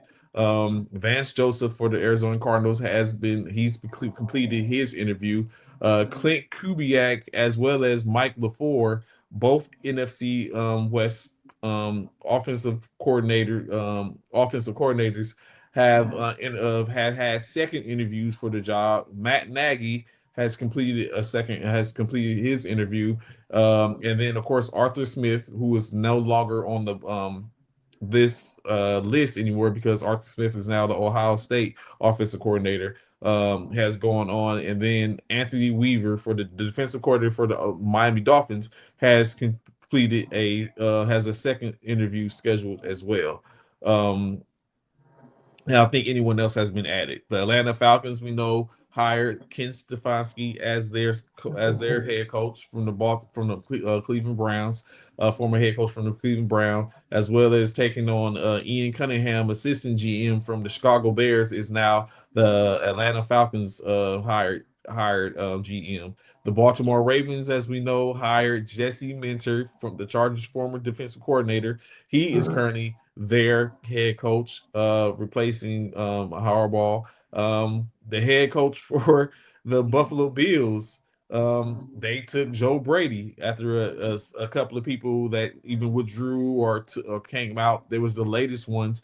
Joe Brady basically comes from being an offensive coordinator in Buffalo to becoming the head coach, which we're going to double back on that as well, and see if we think that was the best ideal to do. The Cleveland Browns have hired Todd Monken. We're going to talk about this as well because they had Jim Schwartz who was there, but they took Monken from Mr. the Ravens. Personality. I'm Yeah, just different Todd Monken. So he's the hire. So we'll spin the block on that one. The Las Vegas Raiders have yet to hire anybody. They have completed second interviews with Gerald Evero, the Panthers defensive coordinator. Additionally, they have completed interviews with Clay Kubiak, the 49ers offensive coordinator, Clint Kubiak, the Seahawks offensive coordinator, Mike LaFleur, the Rams offensive coordinator. Additionally, they have completed interviews with Nate Shalahassey from the passing coordinator for the Rams, Chris Shula, the defensive coordinator for the Rams, and everyone else has withdrawn. So we have yet to see what the Vegas Raiders are going to do. The Miami Dolphins, we all know, hired the Packers defensive coordinator Jeff Halfley, who is going to be their coach going forward. Uh, the New York Giants, we know, hired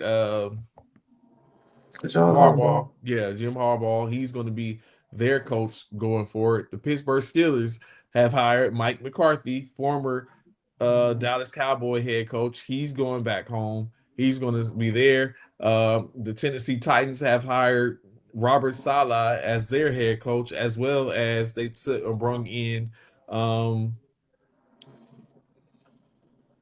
the ball as their court as one of their coordinators, and now looking for another coordinator. Even though Salah said he's going to call defensive plays, so spinning the block, like I said, to take the block. Going back, let's say the Cleveland Browns. Like we know they brought in Todd Monken, who's a little long in the tooth. He's a little bit older than any of the other people, which we don't want to say that's a reason for not hiring. But you had Jim Swartz there in the building in which they allowed to walk. They allowed to interview. He had a secret interview, and then they selected Monken overall, but wanted Swartz to stay. CC, in that situation, are you staying?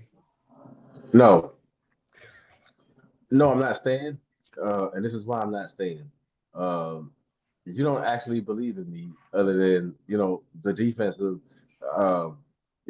Like if I feel like I've outgrown that position, defensive coordinator, I feel like I can run the whole thing.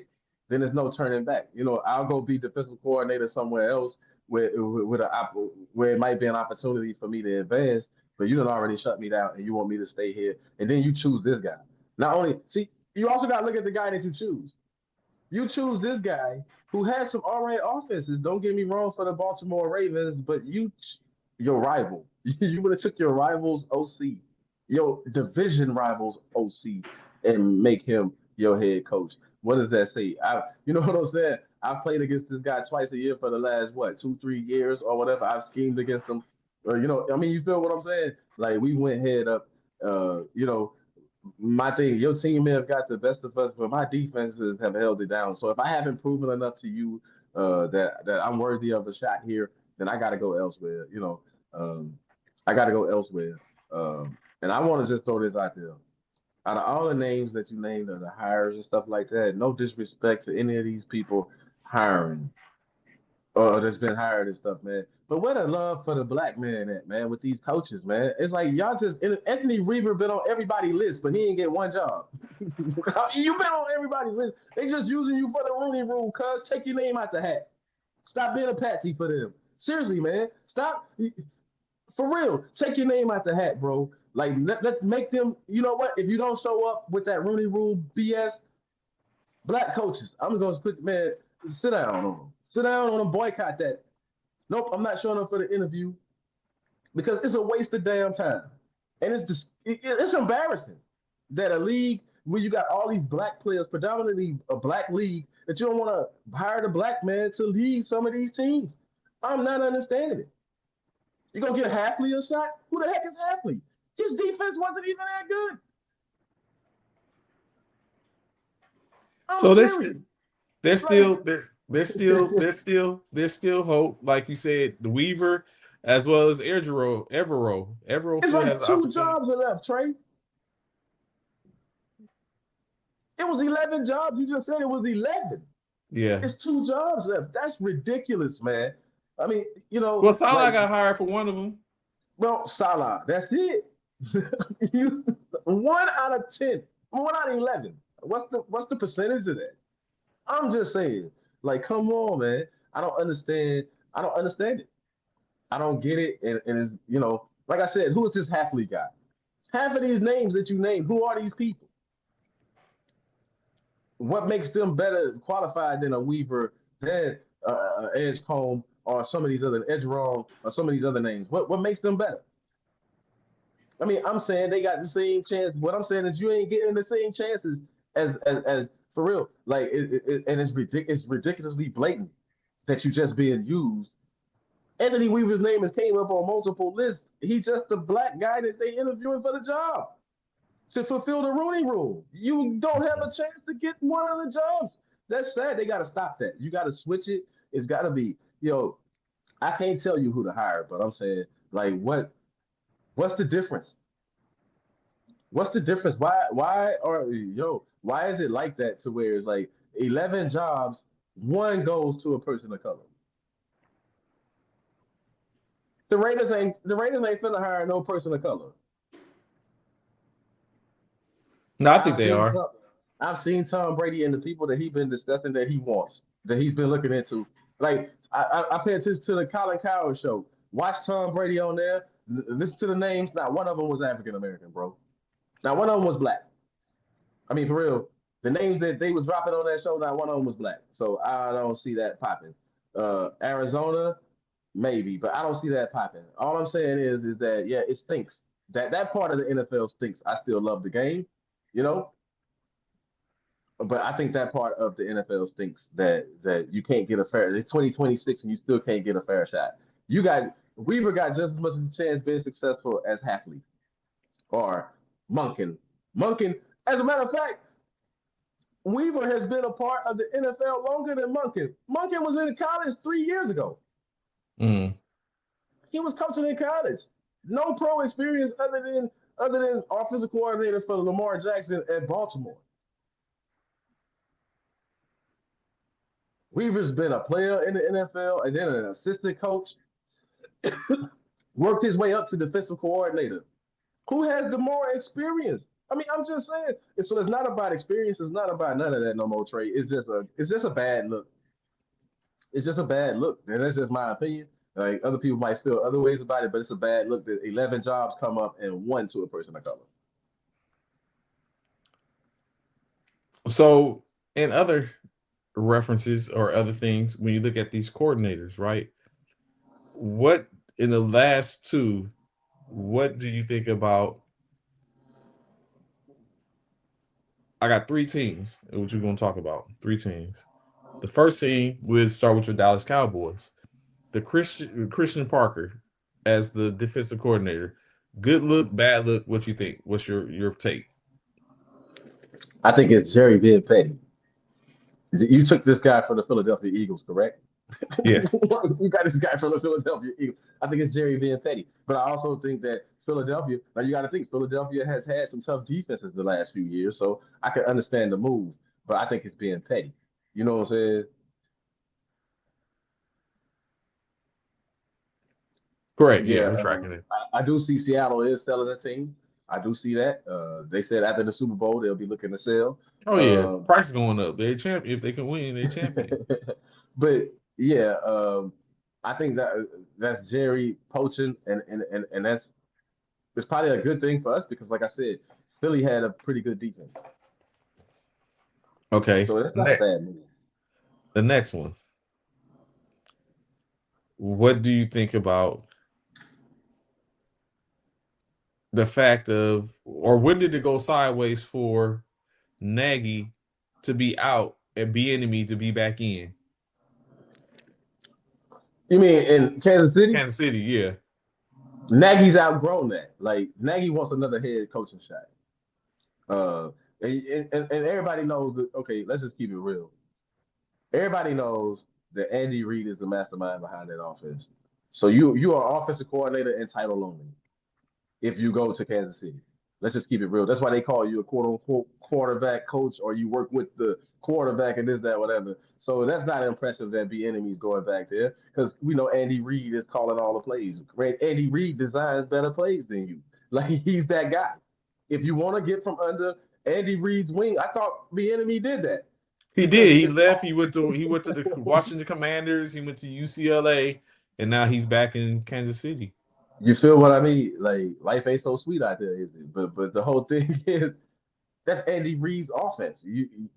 What are you really doing? If you're an offensive coordinator for the Chiefs, what are you really doing? And then, secondly, last one, the your as we just talked about your rival team, the Philadelphia Eagles, have found their offensive coordinator in Sean Mannion, who was the quarterbacks coach for the Green Bay Packers. When they interviewed Jim Bob Cooter, offensive coordinator for the Colts, Brian DeBall, who is now who got hired by the Titans, which could be a reason why they went. Declan Doyle, we're gonna spin that block. Bears offensive coordinator now is the Ravens offensive coordinator.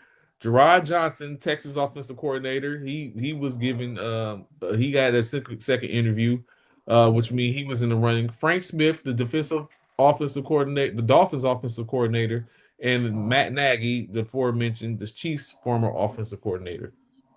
And they lay on Sean Mannion, the Packers quarterbacks coach. Do you feel a certain type of way if you were a fan as well as a player or just an individual when a quarterbacks coach gets the position before a person that has held the actual position, i.e., the offense coordinator. No, because I Okay, think the trends. I think the trends start with Mike McDaniel's and all those guys, right? Like Kyle Shanahan, pretty much has a lot to say and do with the offenses that San Francisco runs. So you are a part of it, and you work your way to that position. But I think that at some point, that's my point. My whole point is at some point you got to give somebody else a shot, right? that Like, part. you got to start. I'm not gonna say think outside the box because that's too cliche, but you got to start broadening the horizons. And you got to start looking at other ways to flip a team other than these same handful of names. And I think that a quarterback's coach, no doubt, his goal is to be an offensive coordinator at some point, right? Like if you're a positions coach, sometimes you want to be a head coach. You got other aspirations. So I think you got to start somewhere. And I think that if you get a shot, like it depends on like Brian Daboll. He got a whole head coaching job off of just working with um Josh Allen.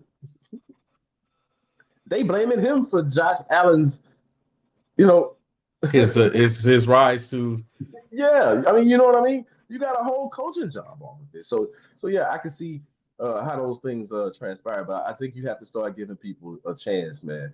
Like in order to change. Yeah, if you didn't give like my biggest example would be where McVay came from. If you didn't give him a chance at 33, 34, whatever, however old, you know, coming from where he came from, if you didn't give him a shot, when we have seen his greatness, like the list could go on and on with some of the people. Like we seen take Matt Nagy. He wants another crack at being a head coach. So maybe he learned something now, or maybe he feels like he learned something from his Chicago days of being the head coach, right? Maybe he mhm. feels like he learned something that he can contribute now, and it's time to see for him to get a second shot. But if you on your first shot, um, and some of these guys are looking at second cracks at it, it's like basically for me, I'm going with the new guy. For real. Like Tennessee, Dayball wouldn't be my guy. No, No, but you got to think Salah is doing it because you got to think Salah is probably doing it from a perspective of what he learned being the Jets head I coach get it. and knowing that, hey, I didn't have maybe the best, like, hey, and this guy is available, let me go and grab him.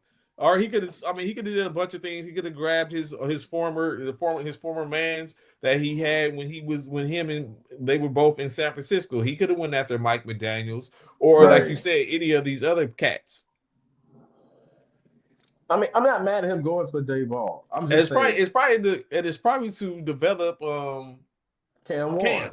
I Yeah. mean, I understand, but what I'm saying is that Cam Warren's skill set is way different than a Josh Allen skill set. So don't expect the same results. You feel what I'm saying? All I'm saying is yeah, you might have wanted to uh, move a little bit different than Dayball, but it might work out for them. I mean, I totally understand from Salah's position that hey, I gotta go with the most experienced people right now because hey, this is my second crack at being a head coach, and I want to get it right this time. So there's no knock there. I'm just saying for me as a fan, checking out what Dayball had Daniel Jones and did absolutely nothing with him.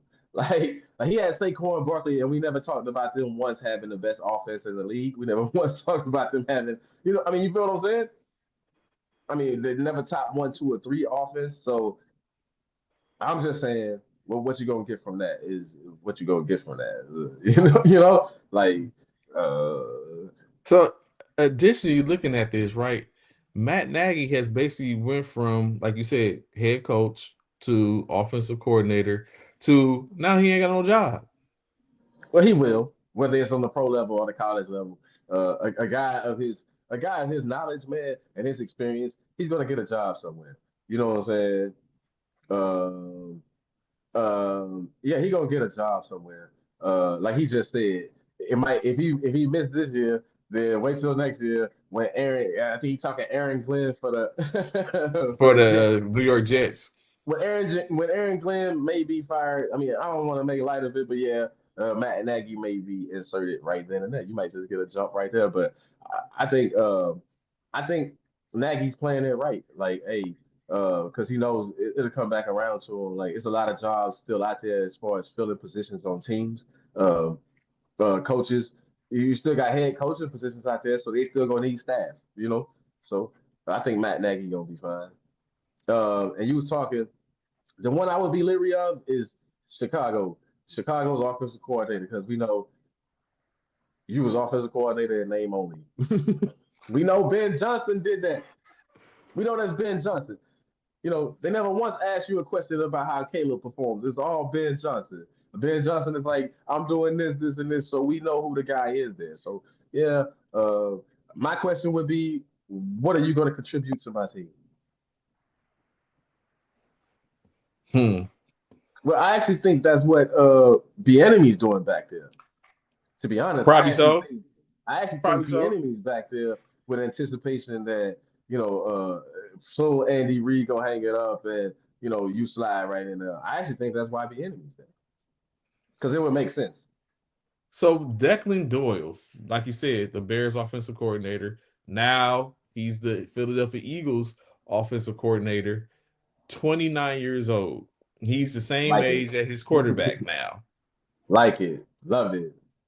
I was about to ask. So evidently you're with the shits with it, where he's like, okay, I can get down with this. Like Declan Doyle getting the opportunity. But why is it that, I mean, if Sean was on the phone on the call right now, then I'd be like, yo, because that's like he like Patula. Someone you have to cut your teeth somewhere. It's even gonna you even gonna sink or swim in those essence in that aspect. And you have to get your teeth cut somewhere. You have to be given an opportunity. And sometimes no different than the build up, like we was talking about the development. Sometimes you got to go through it. Patula might turn around and be excellent offensive coordinator or head coach, because now he's had the opportunity, he's had the experience. It wasn't a great experience for him. Now he gets an opportunity maybe to turn it around, be like, I can be better at this. We've seen people like Josh McDaniels, where we know realize he's not head as of right now, he's not head coach material. But who's to say after this stint, his third stint as an offensive coordinator, that he doesn't find a team and get it right and become a okay head coach? It just depends. It's a science that we'll never get because it's too many components and parts that's in there. Whether you're talking about staff, players, um, uh, your people, front office, all that type of stuff. It's a meld of different things in which it changes. Like just because you take Tom Brady in like that year, if you put Tom Brady in San Francisco, does Tom Brady win the Super Bowl? We don't know. It Mm. sounds good. You like to believe it. You see what Mm. happened with Cam Newton just coming off of a couple of years from the Super Bowl, the MVP season. He goes to New England. What happens? Exactly. Yeah. So I don't have an issue whether you old or young. I think it's about how you communicate sometimes, right? And I think a 29-year-old good fit when your quarterback is 29, it what it does is you can communicate on a different level other than just X's and O's, right? Like I'm not saying you're gonna be buddy buddy, but you speak the same language. You know what I'm saying? Probably wear some of the same fits. You know what I mean? Like all those things come into factors where you can build a different type of relationship, a different type of rapport and stuff, right? Like an example to me would be I briefly sold cars, right? I moonlighted as a car salesman. And I was freaked out of my mind, nervous that I wouldn't be able to sell any cars. So my first week, it was rough. I'm stuttering. You can practice a speech, but that never worked. So my connection to selling cars became, what if I talk to these people about some of the stuff that we got in common and the stuff that we like? Like one guy, my first car that I sold, the guy had on an Izod, he had on an Izod polo shirt or something, the Izod. So I was like, hey, you got the Izod color? I was like, man, I got about two or three of those. And, I'm like, I don't have that color, but I got this. It's like, oh, where you still like the Izod brand? Next thing you know, boom, I'm selling a car. So sometimes Mm-hmm. it's about the connection, is what I'm saying. Sometimes it's about how you make it relate. And if like the successful ones, they always figure that out. That's why Andy Reid, they've always said, what, he's a player's coach, right?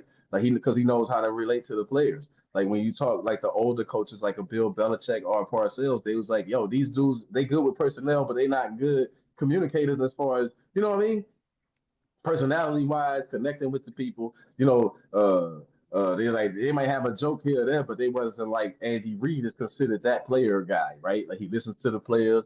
He even like he even has fun with it, right? I don't think Bill let Tom them design one trick play. You know what I'm saying? I mean, you know what I mean? But we know Andy Reid let them make up their own trick plays here, and then they actually try them in the game. Like Yeah. so that's what I'm saying. Like however you communicate and get the most. Like I hear Shanahan is good with players like that, right? For the most part, except for Brandon I puke. But that that's a different issue.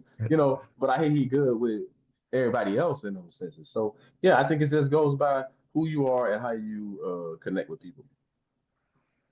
And so looking at this, of course, I was looking at some of the hires. Nathaniel Hackett is back in the Hmm. league, but he's back as a quarterbacks coach for the Dolphins. Downgrading, downgrading, downgrading. Think about it. But no, he was a quarterback guy in he was Aaron's guy in Green Bay, right? Yeah. Then he got a head coaching crack in Denver, right? And then Yeah. he went offensive coordinator or whatever In the for the Jets. Jets. And now he's back to a quarterback coach. So now you back in your lane. Like sometimes, man, you know, you gotta go see what you're good at to know what you're good at. You know what I'm saying? You gotta go see what you ain't good at to know what you're good at. Like sometimes it happens in life. Like when you get our age, Trey, we get up there in age. So of course, we might have a little bit more experience or a little bit more wisdom in certain areas. But when you start to look at it, it's like this is like what's going on with Nathaniel Hackett is like, we all been there, right? Like, you know, like that time I woke up one time and said I wanted to be a rapper. You know what I'm saying? You know what You I'm saying? tried it? Yeah. Yeah, don't quit your day job. I mean, you know what I'm saying? Like, it's just those kinds of things. Like, yeah, you'll find your lane and you'll find where you belong in town. And I think Nathaniel Hackett just had to go around it. Had to go around the way to come back to see that this is what I'm good at, and there's nothing wrong with that.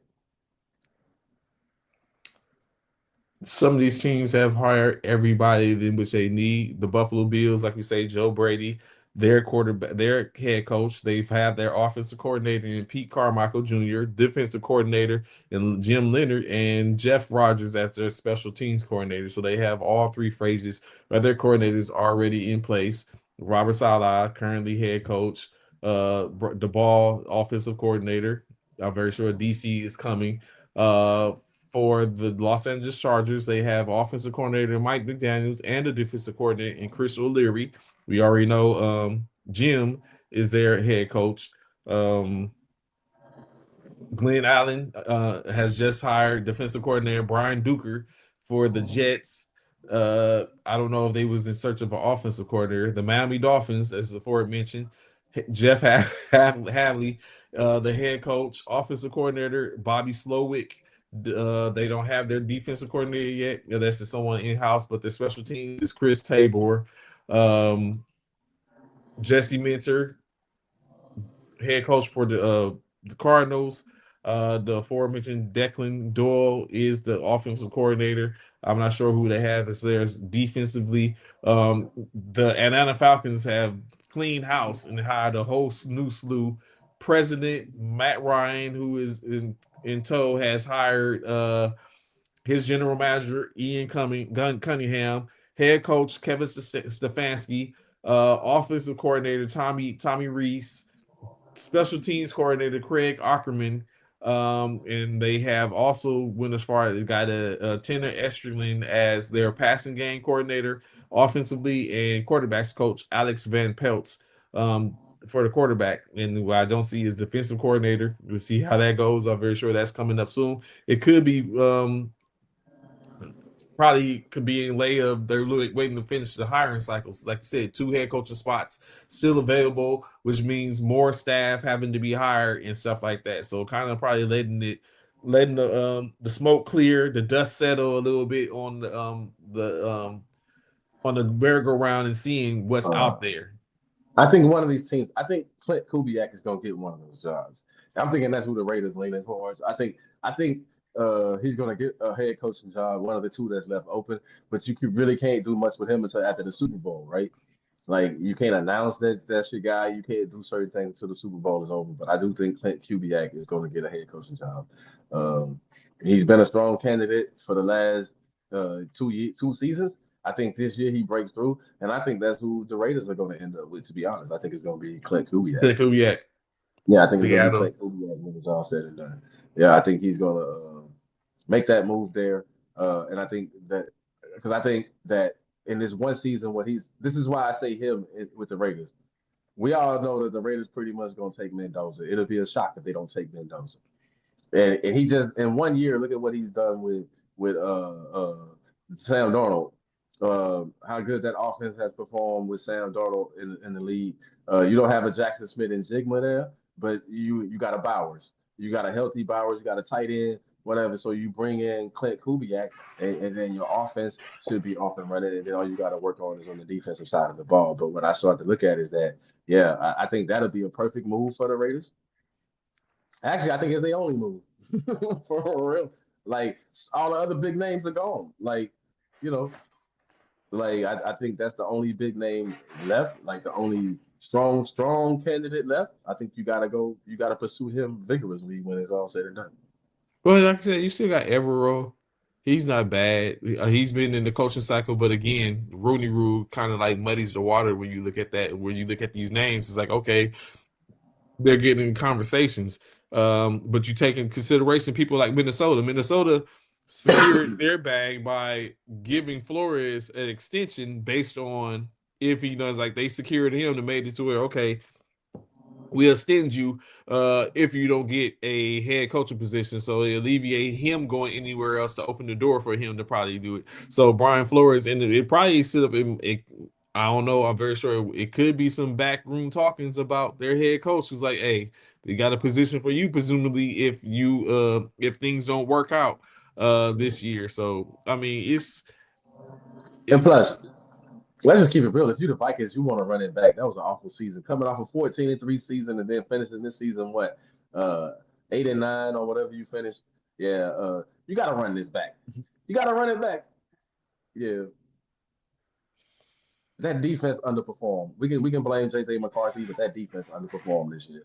Brian Flores, your defense was not as impressive as we thought it was going to be. What a letdown. do you think anything it has anything to remotely do with the fact of they were the the lawsuit and then at the end of the year him coming up and once the head starting to roll at these organizations and his name coming up as a candidate or he probably knew who he was because of the Rooney Rule that puts everyone a lot of people in the game. Well, it's the distractions, no doubt, but it's also the players' performance on the field, not communicating as crisply as they have before, and then the discouraging factor that I mean, would you? I mean, let's just face it, they all people. It's the human aspect of it, right? Like no matter how good your scheme is, no matter how well it is, when you see the quarterback on the other side of the ball and he's not going to move the ball, he's going to constantly put you in bad positions. You get less and less enthusiastic about going out there. You less and less enthused about making about going out there and making a play. Like it ain't gonna be worth nothing if I go out here and make this play unless I pick six it or unless it's a fumble and we return it for a touchdown. You know what I mean? This guy just gonna fumble it right back. I mean, it takes away you know the human aspect of it. Like, man, what am I doing this for? So I think that had a lot to do with it too. Understanding that the offense wasn't humming the same as it was the previous year too, and they were and the defense was in a lot of bad positions because of it. I wonder does Cliff Kingsbury get hired this cycle as offense coordinator? I don't think any of the jobs is the head coaching jobs is up for play or they might. I wonder does he get hired this cycle? I was thinking maybe he would double back to college at some point and be a head coach there. Uh, I don't know what college team he would go to right now, but I always thought Kingsbury. I thought that he would be a better college coach than a pro coach, um, just because his offenses are so spread out, and you know the defenses are so fast in the pros that you really can't take that approach consistently. At some point, you got to have some two tight end sets. You gotta be able to adjust. His ability to adjust to the pro game just hasn't been that great. Um, we saw that with Jaden Daniels. You know what I mean? Like we saw that with certain stuff that he just hasn't been. We saw it with Kyler Murray. He just hasn't been Mm. able to adjust to the pro game to block for these quarterbacks or to keep protection well. So either that's a disconnect with him not being able to read the defensive schemes or understand, or his it could just be negligence that hey, I'm going to run my offense the way that I run my offense, and that's going to be it. But something got to give there. You got to shore that up, buddy, or else you're going to keep moving around from here to there, and nothing will be constant.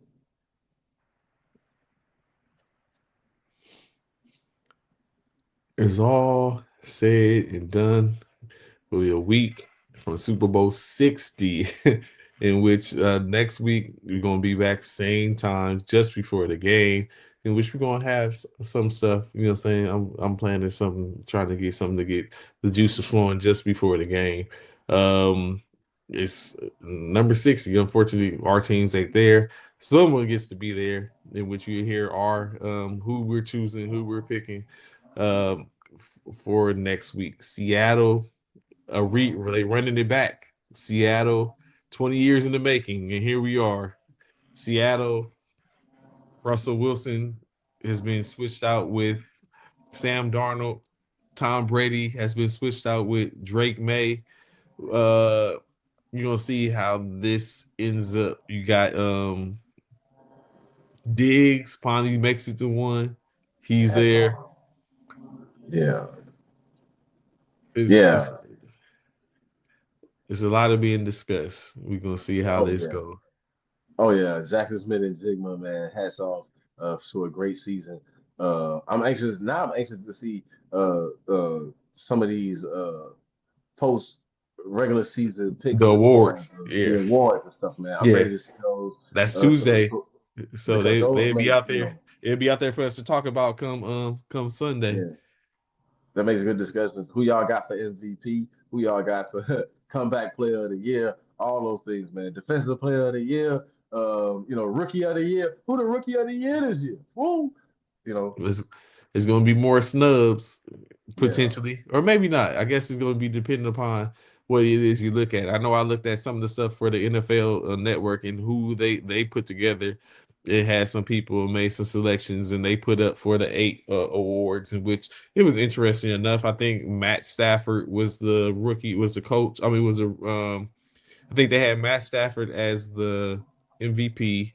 Mhm. They had uh,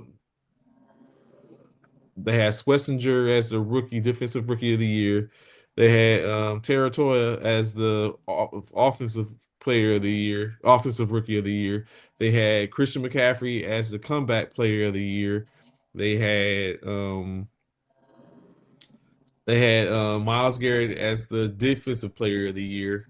They had Jackson Smith and Jigba as the offensive player of the year. Um, and which just they had Christian McCaffrey in all three of those categories, but he ain't garnered any points in the other two. Um, I forgot who they had the coach of the year, but I know they had Shanahan as a coach. He was in there. McDonald was in there. Uh, who else was in there? Vrabel was in there, and it was somebody else, but Vrabel didn't win. It wasn't Vrabel. I think it might It's have got to been be McDonald. McDonald. It's got to Yeah, be I think it might McDonald. have been McDonald. 14-3 season, your first year, your rookie year as a coach in your rookie, and you're inaugural season, man. That's impressive. 14-3. Like, have we ever seen it before? A 14-win team with a rookie head coach. Have we seen that before? I mean, to my recollection, I would have to really sit down and think about that one, but I don't think so. You know, I don't think we've seen a 14, not a 14-2, not a 14-3, especially since they switched to 17 games. But yeah, I Hmm. mean that's impressive within itself, considering where the team was the year before.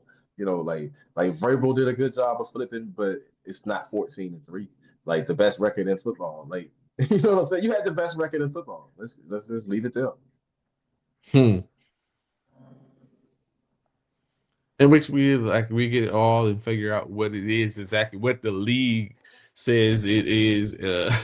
In which we figure out. I know I feel like there was a snub last year. Josh Allen. Not saying he didn't deserve it, but I definitely think that was an award for Lamar to have won based on um, the performance and everything like that. But no different from anything else. We don't know what is and what isn't when it comes to this stuff. Is all subjective. We know what we've seen over time, but we know that change and it continues to change. It will continue to change. So, um, yeah.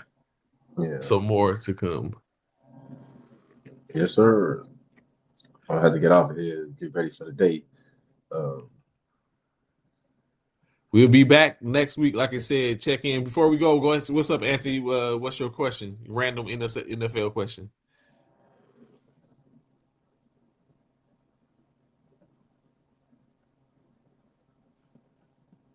Random NFL question.